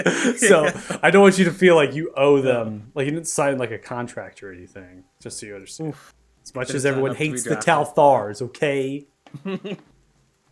Back to school with you now. Mom, I don't want to go to school. No, don't get on the bus. I mean, it's not particularly healthy to be a mage that doesn't work for the Talthar. True. All right. So we pass through the camp at this point. We're on our way. You can freely talk as well during the travels. That's what I'm assuming you're doing here. I just wanted to chime in and give you some more information. Faith, obviously, your supplement's quite long, and there's some information not put in there just because you want to digest so much. I just wanted to put the lay of the land, so to speak, for you to know that you are free to do with what you wish to do, and that this individual is your superior in the matter of the aid group. A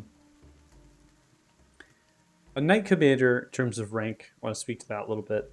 They're about 2 ranks below a Sun Sword. So this person is in charge of all these knights and squires in a forward camp. And a Sun Sword is 2 ranks above that. So that's the caliber of what you were with that went mad. So think about the divine power that someone has in that camp and that you made in the marshes when they were driven to the madness. Just what violence they would have wrecked. Such a story to tell. Yep.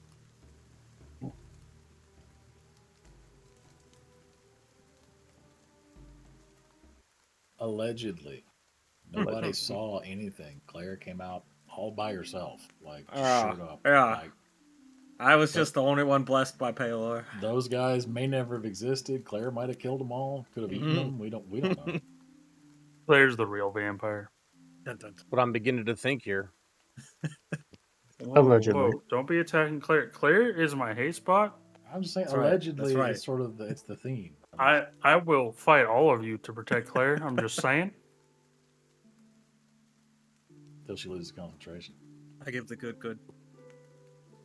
Yeah, I how mean, how long do are you- you out with? You're Was good. that Go a- ahead. I was just making fun of Donlin. Okay. Sorry, I'm trying to you make sure you have time. I'm not trying to interrupt you. So Oh, you're good. uh, You're good. by all means, if you need to interrupt me, go right on ahead, and then you'll notice that I'll pause and let you talk and that sort of thing. If I'm, when I intervene or chime in or whatever. So you're free to take the road. You don't have to move through the small wood back in the direction of that wall segment. In terms of the attack with the undead and everything like that. But you could always cruise by there on the way through the wood. Decide you want to take a look at everything that's happening. It's entirely up to you. Just going to give you a state of what's happening in the town itself. The township, a lot of it is on alert. There's a lot of guard on the walls. The doors will be shut. They'll be barred. The people inside will be given permittance to leave, and then there'll be, kind of a reason that they have to leave. And then the people inside are going to give their homes and various things to the Justicars and the Imperial mages that have established themselves. There's not going to be that many, though. So it's going to be maybe a few homes that are spillover from those who can't stay in the keep or don't want to kind of rough and tumble it out around the keep in their small little camps. Knights are kind of an interesting thing, and it follows a lot with medieval era.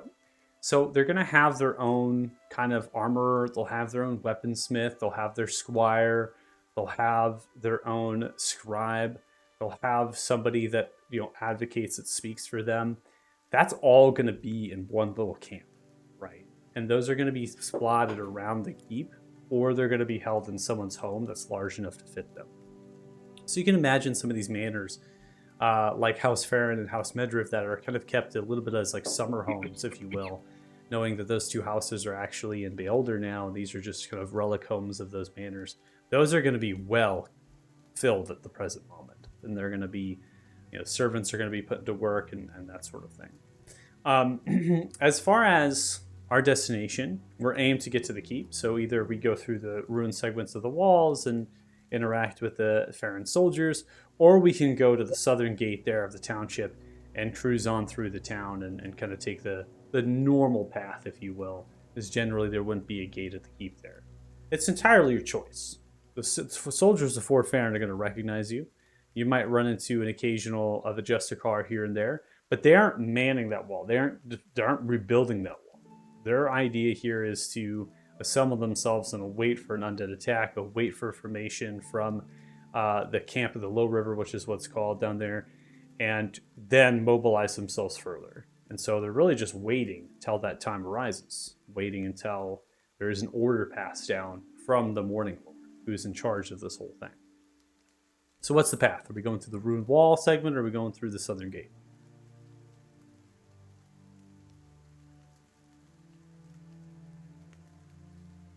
I mean, I'm happy. Southern Gate, I wouldn't mind running by all this extra fish by Mr. Goldbelly. Donate it to the church. We might put it to use. I mean, we could always go to the Lump and Stump, see our favorite person. I have to No. wait 2 hours to get Donlin to stop beating up an elderly person. It wouldn't take 2 hours now. I got my third attack, bitch. Good He's not the only times, one good with 3 attacks now. it ain't Fort Farron unless Donlin's beating on an old man like a kid at a Chuck E. Cheese. My pizza! It doesn't matter to Jax. Okay, that's fine. Just kind of choosing which to narrate in terms of the path, but if there's no real consensus here, I'm going to take with what people are saying. Fish, obviously, Lance, you want to chime in? Fish at Priest on the Goldbelly Temple. Yeah, I don't see why not. We wouldn't just go through the gate. Okay. Yeah. You ride on the road south. You can see the lower kind of shores there nearby the bridge. There's going to be a lot of halflings down there in their small little camps fishing away, smoking their pipes, having a good old time. You then cruise up north through a couple of farmlands, heading through that southern gate upon kind of echoing the guard up there at the outpost towers that they have, those scaffolding towers that lead up to the wall. They're going to recognize you. Begin to motion down towards open up. It begins to move the bars. The door swings, and you see there is over 24 guard on the other side of the door. They're currently on duty and stationed there. They kind of look towards you. Oh, it's them! Hey, it's them! They begin to kind of look around to each other. Yeah! Yeah! Yeah! Yeah! I remember you! Yeah! Yeah! They kind of sing and they're clapping themselves. I was like down the wall! I was living south from you! I was fighting the undead too.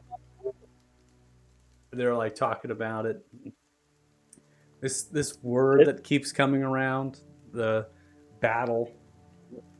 We can kind of chime in a little bit as far as what kind of battle and that sort of thing. Yeah, we fought. Like there's some new recruits that don't really know what they're talking about and that sort of thing. A battle of the Western Wall is what they call it. And that's kind of a term now that's been carried throughout the township, that they're kind of calling this as the Battle of the Western Wall. There's a couple that are kind of chiming in, wanting to call it Battle of the Great Tree, Battle of this, Battle of that. So Western Wall is leading, but it could be the Great Tree. It could be what you decide you want it to be called as well, if you want to kind of convince the crowd, so to speak. And you pass in, being modest. Maybe not Confessor Kanan. Confessor Kanan with the princess wave. Got that Offering Disney played around. princess. So thank you for being here today. You make way to the temple, Church of Pelor. Priest Dumbly Goldbelly is in there. A lot of the injured soldiers no longer. So it is a parish of people in here currently giving a sermon of sorts. You see Priest Dumbly Goldbelly out. Tier 5 begins to come downwards towards the entrance as you all walk in. The wolves outside. Children are running now towards the wolves. Oh, what are those? Just looking around inside of the town courtyard here, the village square, so to speak. And you see as Priest Dumbly Goldbelly motions through the crowd, looking towards you lot. Oh, well, I'm glad you all made it back. How'd you all Glad to be feel? back. I would say pretty well, all said and done. Yeah, we're here still. Very wonderful. Yep. Well, I'm glad the Sun God, blessings of Pelor be upon you, brought you back to me. Speaking of which, we picked up a new Pelor worshiping friend here, Claire.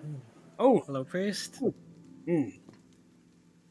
Claire, pleasure to be of service as a representative of the Order of Light.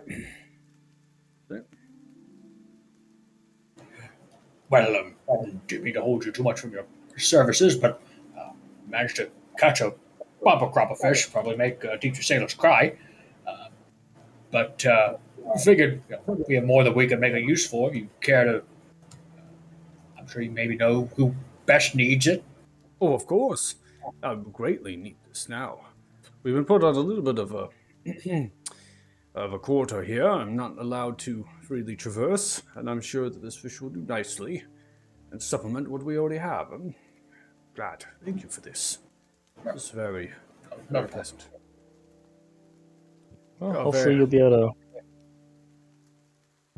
What? So hopefully you'll be able to run around soon, since we got rid of the fog and the dragon and everything. So Well, I'd imagine so. Word is spreading quickly that the fog has lifted. We're all eagerly waiting the Morning Lord and what they will command the Rimar Luna to do henceforth at the township and see if they'll get underway into the marshes. That's what it seems like anyways. But this fish, Pious, if you were a priest, lads, you would be quite nicely. Piety is exactly what the Order likes. I'm not a recruitment officer by any means. I'm not trying to bring you to the fold. Or, I'm just speaking as it is. You would do what? Well, keep it in mind, I guess I was ever one to read much of the Holy Scripts, but say best show it through actions rather than people who Yes, may of be false course. preachers. Healing hands and tending as a healer to the various wounds and ailments of the people sitting close to you. And if I may speak plainly, I don't really know a whole lot of the scriptures either. I tend to make up prayers here and there, and crowd goes wild. Sun Well, I God! Yeah! Sun God! Yeah! Yeah, see you. Love it. It's like the kids over playing by the wall. Sun God, yeah! Yeah, absolutely. Love it. Good. Okay, we don't mind. I think we made our introductions. I didn't mean to hold you. Just want to drop those off. See, is there anything else we need to do in town? Might stick around for a day or two, or we're just pressing on? We should go speak with the commander, let him know everything's been sorted. Right. All right then. Well, 1,000 blessings of the Sun God be upon you, and thank you for this fish, Likewise to you. Confessor, as always, and Sir Claire. I must get back to the service. Turns around. Where were we?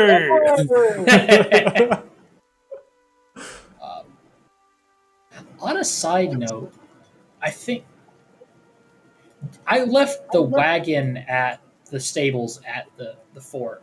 You Correct? did, yeah. Yep. Okay. Yep. I wasn't sure if I left that at the inn or the fort. But Yeah, you left it at the fort. You thought it would be taken care of more than the Yep. other places. So yeah, it'd be good to check on that when we get there. Anyway, I'm sorry to make a little selfish detour there. No, it's all right. I see the Order of the Light just lets just about anybody in these days. Well, in fairness, Priest Dominic Goldbelly was captive by a hag a number of years who took his place and took over his church. So he's done Oh. more service than you would suspect. See.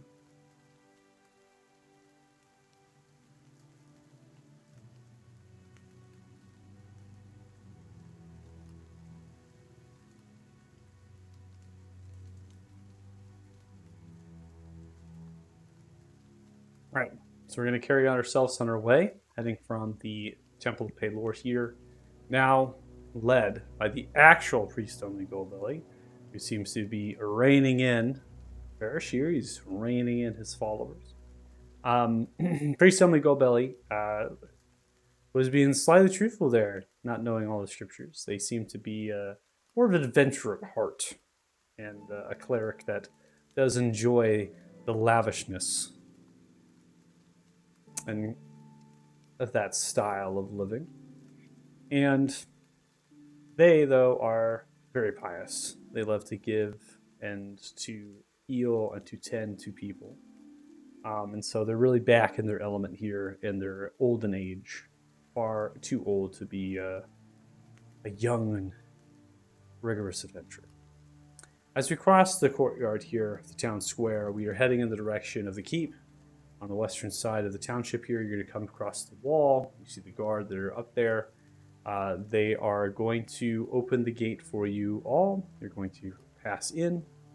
You notice immediately as you come in, the sights and sounds inside are that of training from the soldiers and the lesser commanders from Remar Lunas. So you have second and third commander, right, teaching the soldiers. This is very much the same that we've experienced when we came here before. The stabling is going to be outfitted with kind of other tents and canopies to take care of all the livestock and the things there. You see your wagon is there, perched up onto the side, and your different animals being taken care of still, and lots of feed and wagons and things brought forth from the capital. They have the symbol of the Talthars about them, so they're bringing that feed and everything that they need for the animals here. There's going to be a lot of wagons, lots of crates, a lot of supplies. There's going to be a quartermaster put up on this small little courtyard that leads up to the keep. They're going to be the delegator and the assigner of all these supplies, and they're going to have various paperwork in front of them of a makeshift pop-up table as they're going through various things with squires and pages, a knight themselves, but they're given that rank of the knight's quartermaster, and that allows them to kind of handle the business throughout these various camps that need to be assigned and need to be moved. Sir Clay, you're going to see that people are going to be kneeling before you. Most of them are going to be squires and pages, noting your presence here as an Empyrean College. You will outrank them, since they have not been vested yet as a knight of the Justicar. The knights themselves don't need to kneel towards you. You are going to be meeting as equals, and from then on, you'll also be meeting as equals because you're now just part of an organization or a faction, if you will, that assigns a loyal to the Talthar crown. So from here, it's really just moving in the direction of the keep. You know that the Morning Lord is supposedly with the Commandery Marluna in the keep, and all we need to do is get ourselves in. So as we make our way past, we approach the keep rampart. We look up towards the soldiers that are up there through the arrow slits. They're going to pause for a moment as you wait outside. The voice is going to come down. One moment! One moment! You see as the gate, iron barred, begins to lift. All right, come on up. They're in the dining hall.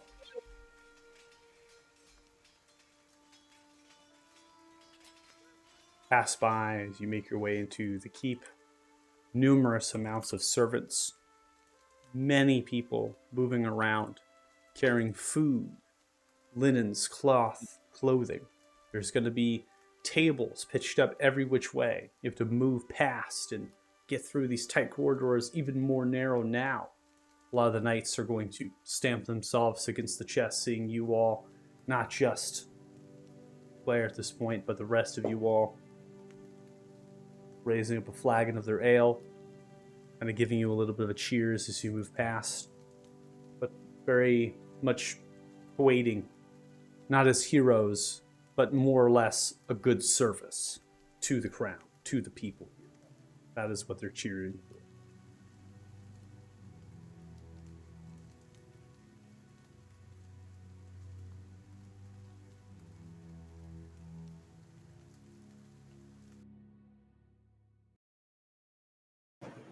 Thank you. Thank you.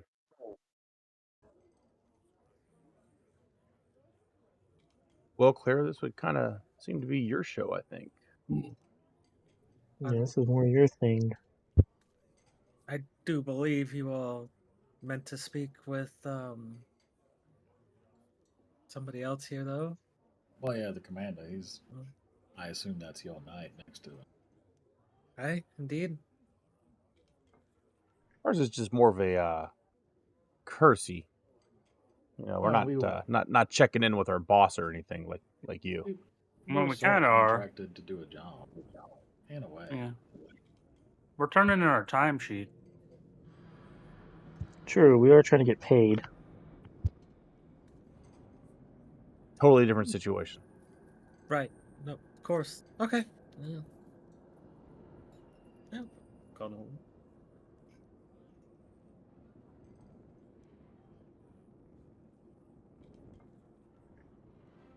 You approach, you can see Morning Lord Sir Tyrus of House Landrick Squire on the other side of the table, plated and regal as a squire of Morning Lord should be.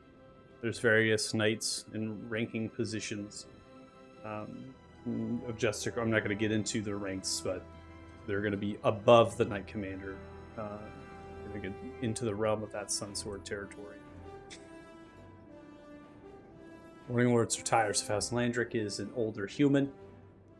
They are shorter in stature, even getting close to the height of a dwarf in terms of their height. And they have just gray flowing hair, beautiful mane of a beard. They have bluish eyes and a very stern nose, and these that's just the cheekbones that just like daggers. Yeah. Okay, as they stand up, very regal attire here. They have silver, gold, gilded plate armor. They have the surcoat, the Talthars. They have the badge of the Morning Lord. They have a cloak that comes around with a gold kind of cufflink here that holds on to their cape over their surcoat. That of the Morning Lord, the blues and the vibrance of kind of white and yellow and red, and all these different colors of various things that they're associated with. As the Justicars, their coloration, the sword, as kind of pointing down with the feathers from the handle. The plumage is almost near a full rank. Imagine that there is only one more position higher than them, which is that of the High Morning Lord, someone that is just leading the whole thing in a way, with the Morning Lords at the side, taking the orders, and even ordering themselves. The blues with the red is really where the Justicars come in terms of the colors. The red is a far and dumbed down. It's mainly blues. And then there's a third color of that yellow. That kind of adds to the white ensemble of the Talthars. They immediately stand up and see you. Yep. You've made it back! Wonderful! Sit. Sir, Please. So clear. Please. Sir Tyrus. She'll bow the head just slightly out of respect for his position. Take a seat. Looks across the table at the squire. Elroy. See as they make way to a flagon and begin to fill it. Or sorry, a cask and begin to fill the flagon. Right. Gonna make way back over, setting it down at the table. Mandarima Luna sees the rest of you all. Ah, well, looks like we got some more friends over here. See as they both stand, looking in the direction of the rest of the people, looking at the other Justicar. Make room, make space. The paladins are going to kind of move themselves out of the way, clearing space around. Oh, come on now, get yourselves a seat.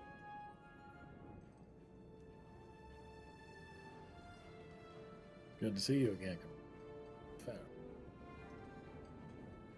You all as well. Mighty interesting of you all to be all tethered together here.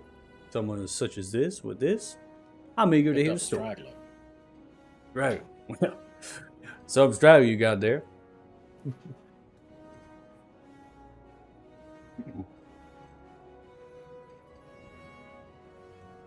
Well, there's indeed a story. I shall look over to Morning Lord.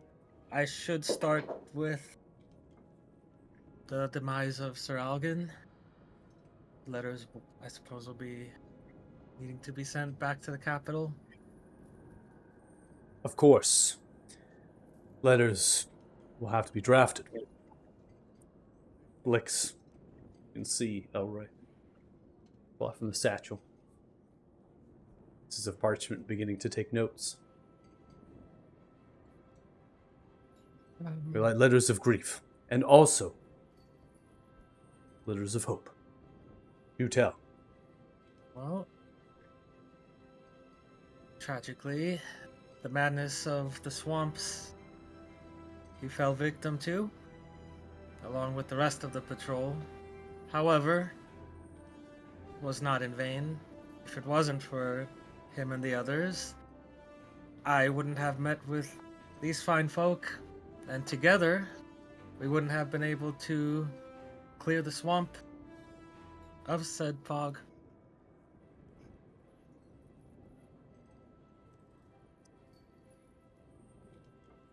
And we killed the sleeping dragon.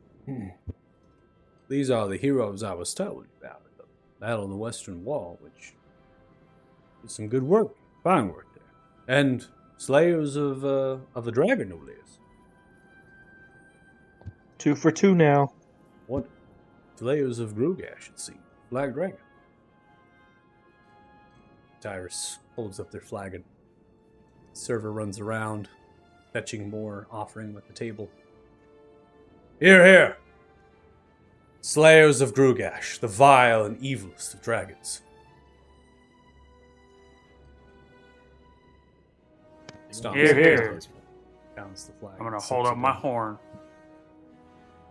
Ooh, Show be careful, off. Donlin. The tragedy that has befell the great Sir Algan. Sun Sword, one of the finest in all of the land.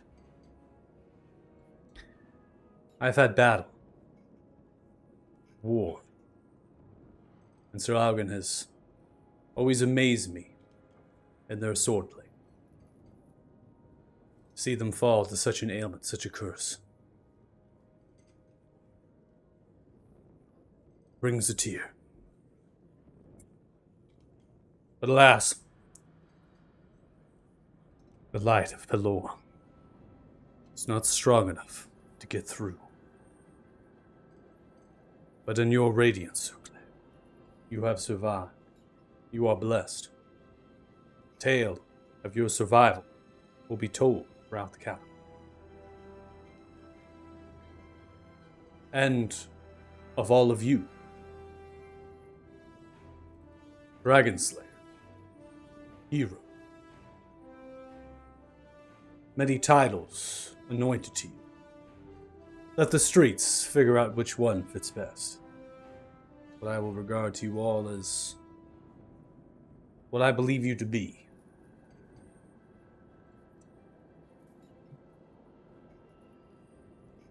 Adventurers. Succinct.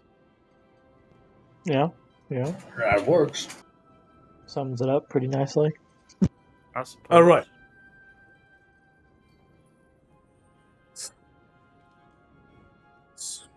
Let the titles follow through.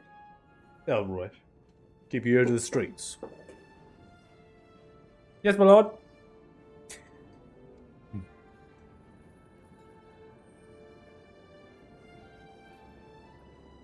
Suppose I'll have to send a message to Camp Lowrim. Knight Commander Sir Tevin. The lesser of the knights here. I'll have to make way back to the capital.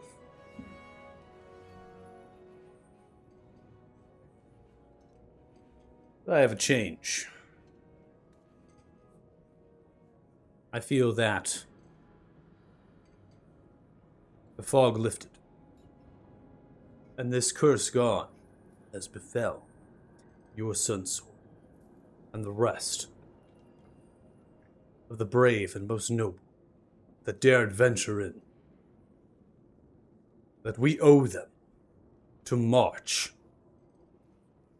and defeat any of the vile scourge that remains.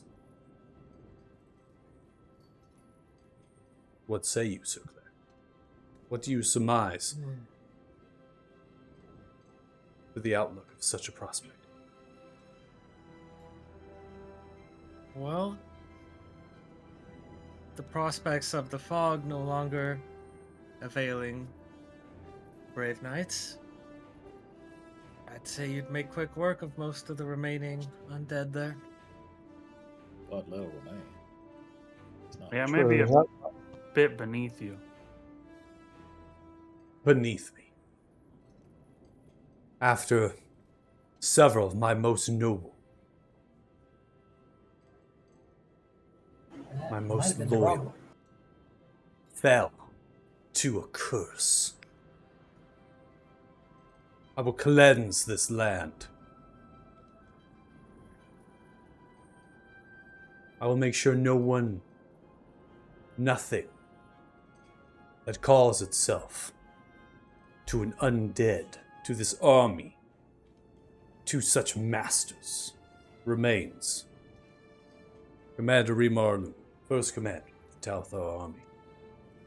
It has been a pleasure staying in your keep, your town. My knights, my justicars, thank you as well. We'll stay one more night, and on first light, we'll continue our mobilization. We'll make way to Camp Lowrim. From there, we will begin our war. Sir Tyrus, if I may. There is another in the marshes which you'll probably come across, a name of Soltoric. He is a resident of the tower, most central. Powerful mage in his own right. He's working on a project alongside us. And while myself, I can't go into the specifics, I would advise you to aid him.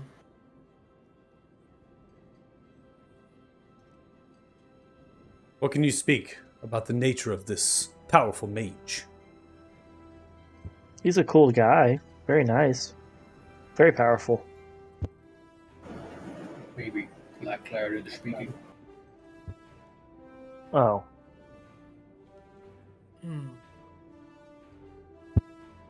He is experienced with the land.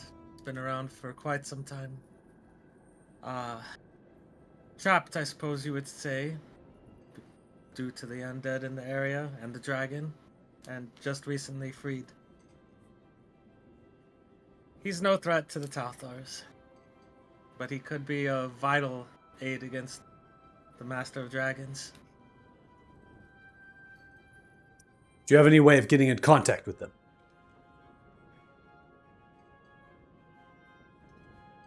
We do. You will send word promptly, telling them that we mean them no harm, and to avoid getting in our way.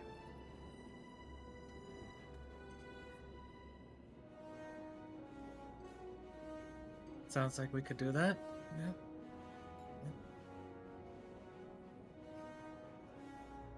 Reasonable. I will meet with this great mage after we are done and we are victorious. Maybe they can render aid to the Talthars and prove a useful ally in the fight against Damodar.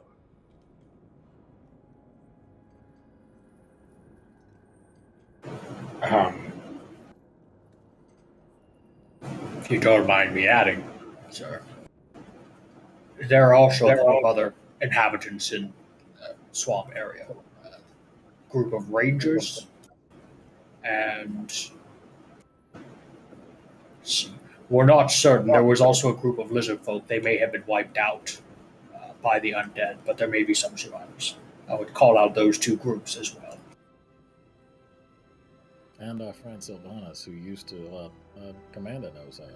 She's taken up residence there now, helping with some of the survivors. Yes, There's they a were. lot of non-combatants to look out. Yeah, I might speak, my lord, Sir Tyrus. Sylvana was the herbalist here. They were healer sorts. They've showcased many powers of the natural druidic nature. They could render yourself a good aid of guide in the marshes. You're able to rendezvous with them. And where might I find this druid? Most likely near the altar of flowers. She's tending to a group of folks who live healing some of the plants and nature and so forth. I've taken the time doing some research. I know of this place. We will head there first. A guide will be useful. Do be careful there. There's a tree. A strange There's tree. Lots of trees. No. This is I- a tree. It's like Don't the drink reverse. the water. Be careful about venturing into any portals or vines sort. No portals. It's a good one. Understood. Be cautious of magic. And water. Don't drink the water. We bring our own supply. No cursed, vile, undead water will ever touch our holy, noble lips. Oh, and if you see, I got it. You broke that, man. I knew it.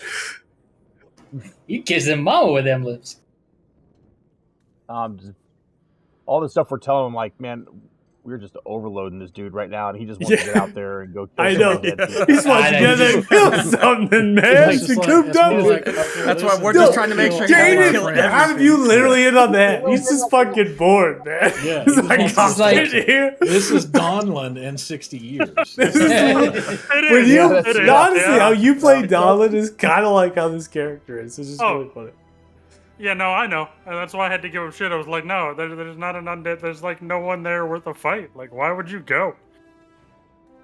We now come to the last of our meeting before I head out and begin to organize my army.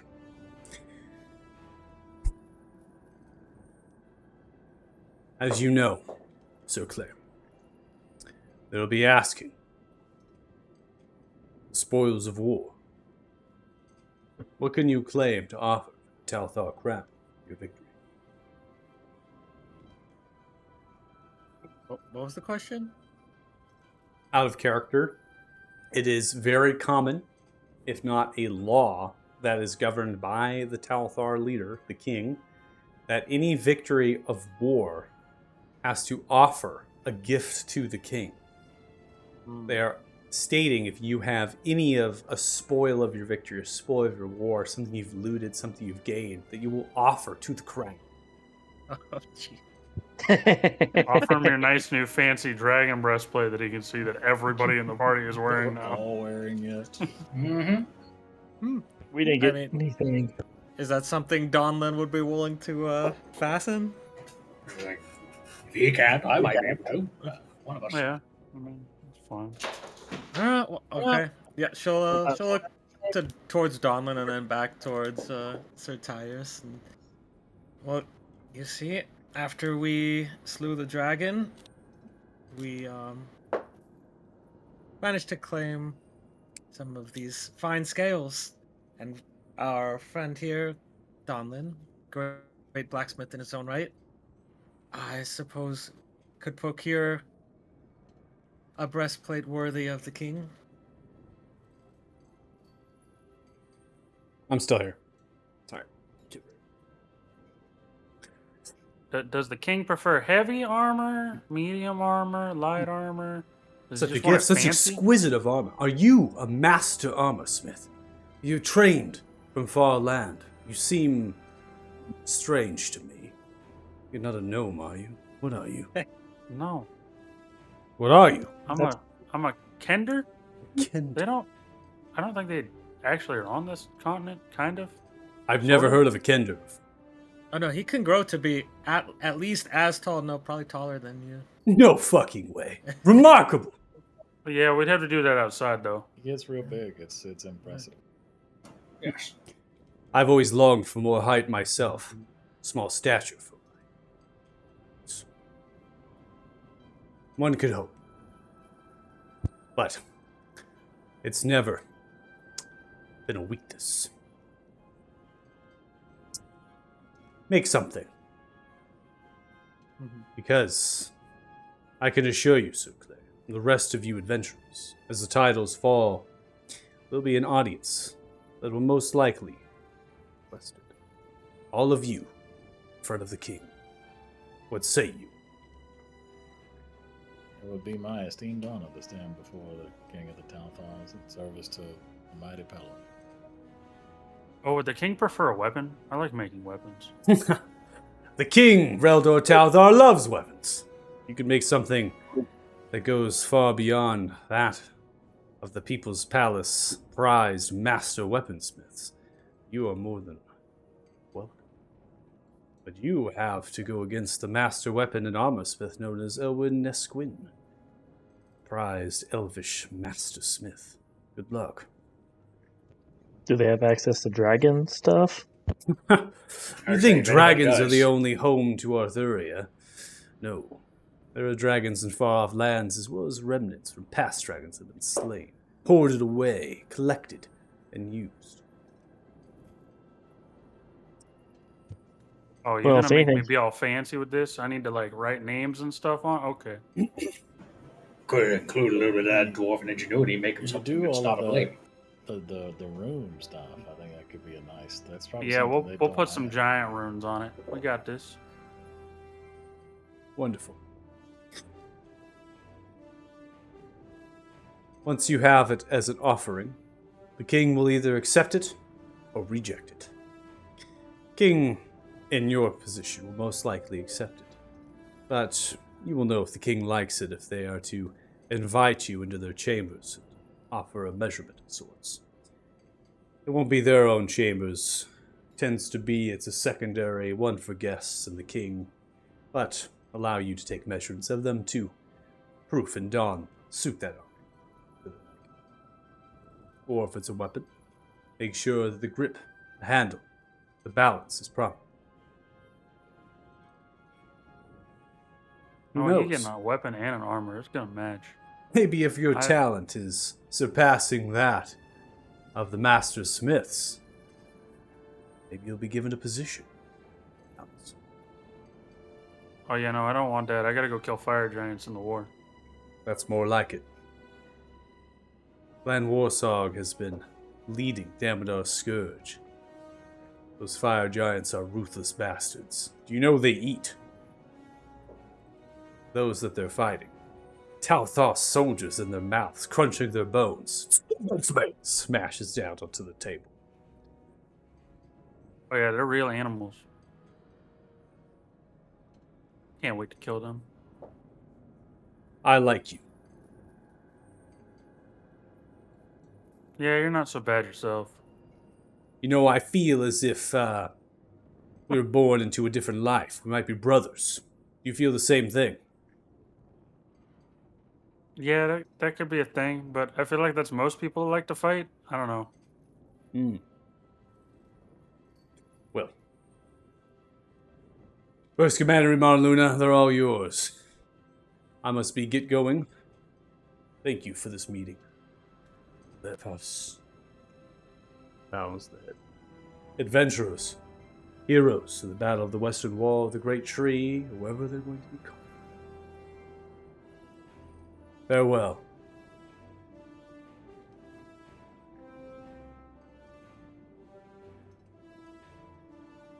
It's the motion. Looking around. Just a cause! As for the exit, they all begin to funnel out.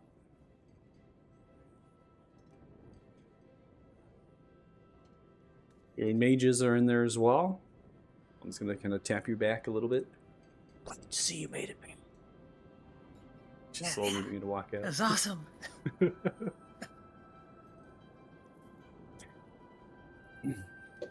And seeing the time, that's where we're going to go and end it. All right. Okay. Alrighty.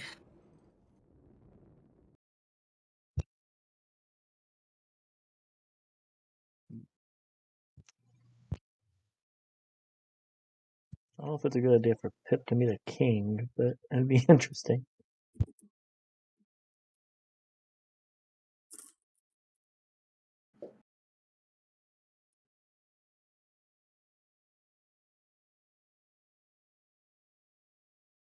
Well, Othema, was that a king? You know, Thema? No, that was No. the Lord. Mm. Okay, he was just a lord. So he's under the king that he's talking about, right? Correct. Okay. Yeah, so Lord Downflor is the presided the lord over the Frosthorn and the Northern Gorn, anything north of the Farron River. So right now you're actually under the authority of Lord Downflor.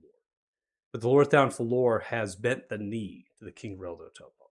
So if the King Reldor decrees something, Lord Downflor has to go with it, right?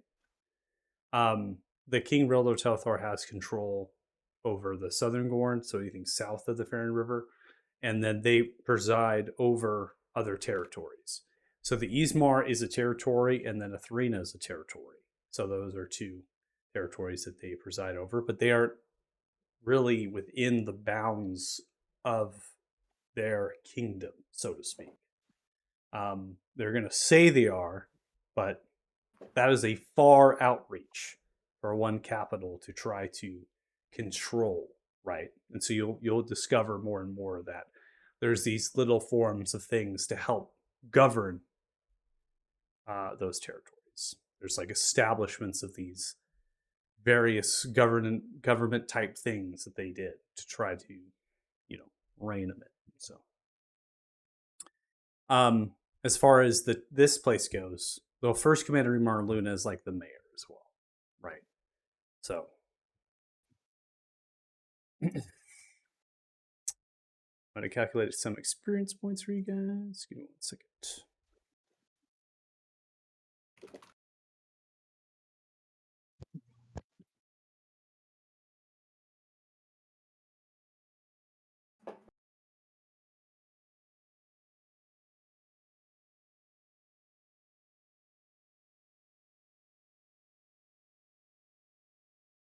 Everyone's silent, huh? Jeez. Yeah, just radio silence. My goodness. Sorry, I'm trying to think It's been a about long, what. been a long week for me. I'm trying to digest all this stuff tonight. a lot of lore. Mm-hmm. I'm just over here planning what I'm gonna give this king. Was it just me, or I was like, dang, the king's kind of needy, needing stuff from his people, doing all that stuff. Pretty much how kings work. How do you think a Like, kingdom yeah, I runs? mean, He's needy, man. He wants taxes from us good folk. Here's a Exactly. modern day equivalent. Okay. A peasant in 15th century, 16th century, 1600s, 1500s, right? A peasant, if they were to give a shilling or some sort of tax in the form of livestock or grain or whatever, that is a quarter, even an eighth, depending on what period it was, an eighth of what we pay in taxes today. Like super little, like barely even an inconvenience sometimes. But it's only in those points of those kind of fantastical movies and things where they're like, give us all your land and your pigs and everything you got, that it's like this drawn out oh my gosh, they're taking everything from us. But that just wasn't really the case in like most histories, right? With medieval age, everyone's working together, right? The king was just like, I just need stuff so I can have the army, the retinues, they just basically have bodyguards, right? Like, you got to protect us from the raiders, man. You got to give me something so I could pay them out and we could get armor on them. So, just so you know, weird. More you know. We're living the highway robbery right now from those movies. We are being robbed. Yeah. We pay for so much and get so little in return. Yeah, I mean, the king. What did the king do, right? Yeah, the king did. That's why I'm like, he wants armor and stuff from a battle he didn't participate in. I mean, he doesn't want armor and stuff. That's just what Donlin knows how to make, and it's what Donlin would offer somebody because Donlin loves weapons. But is it actually they're going to use it in battle, like they need it for battle, or is it more no, like it's a ceremonial. A ceremonial thing? Yeah. Yeah. Mm-hmm. Hey, what we could do, you were so itchy to build a siege weapon, we could build him a chariot with a siege weapon on it. No, fuck him. He doesn't get my siege weapon. All right, He can so have armor and a weapon. For session 49, we have 1,542 experience each. Should put you at 96,003 experience total. Not bad. I am thinking, though, that I get with Michael and we homebrew an item for the king, though. Yeah. Yeah, for sure. But is it going to be so powerful we want it?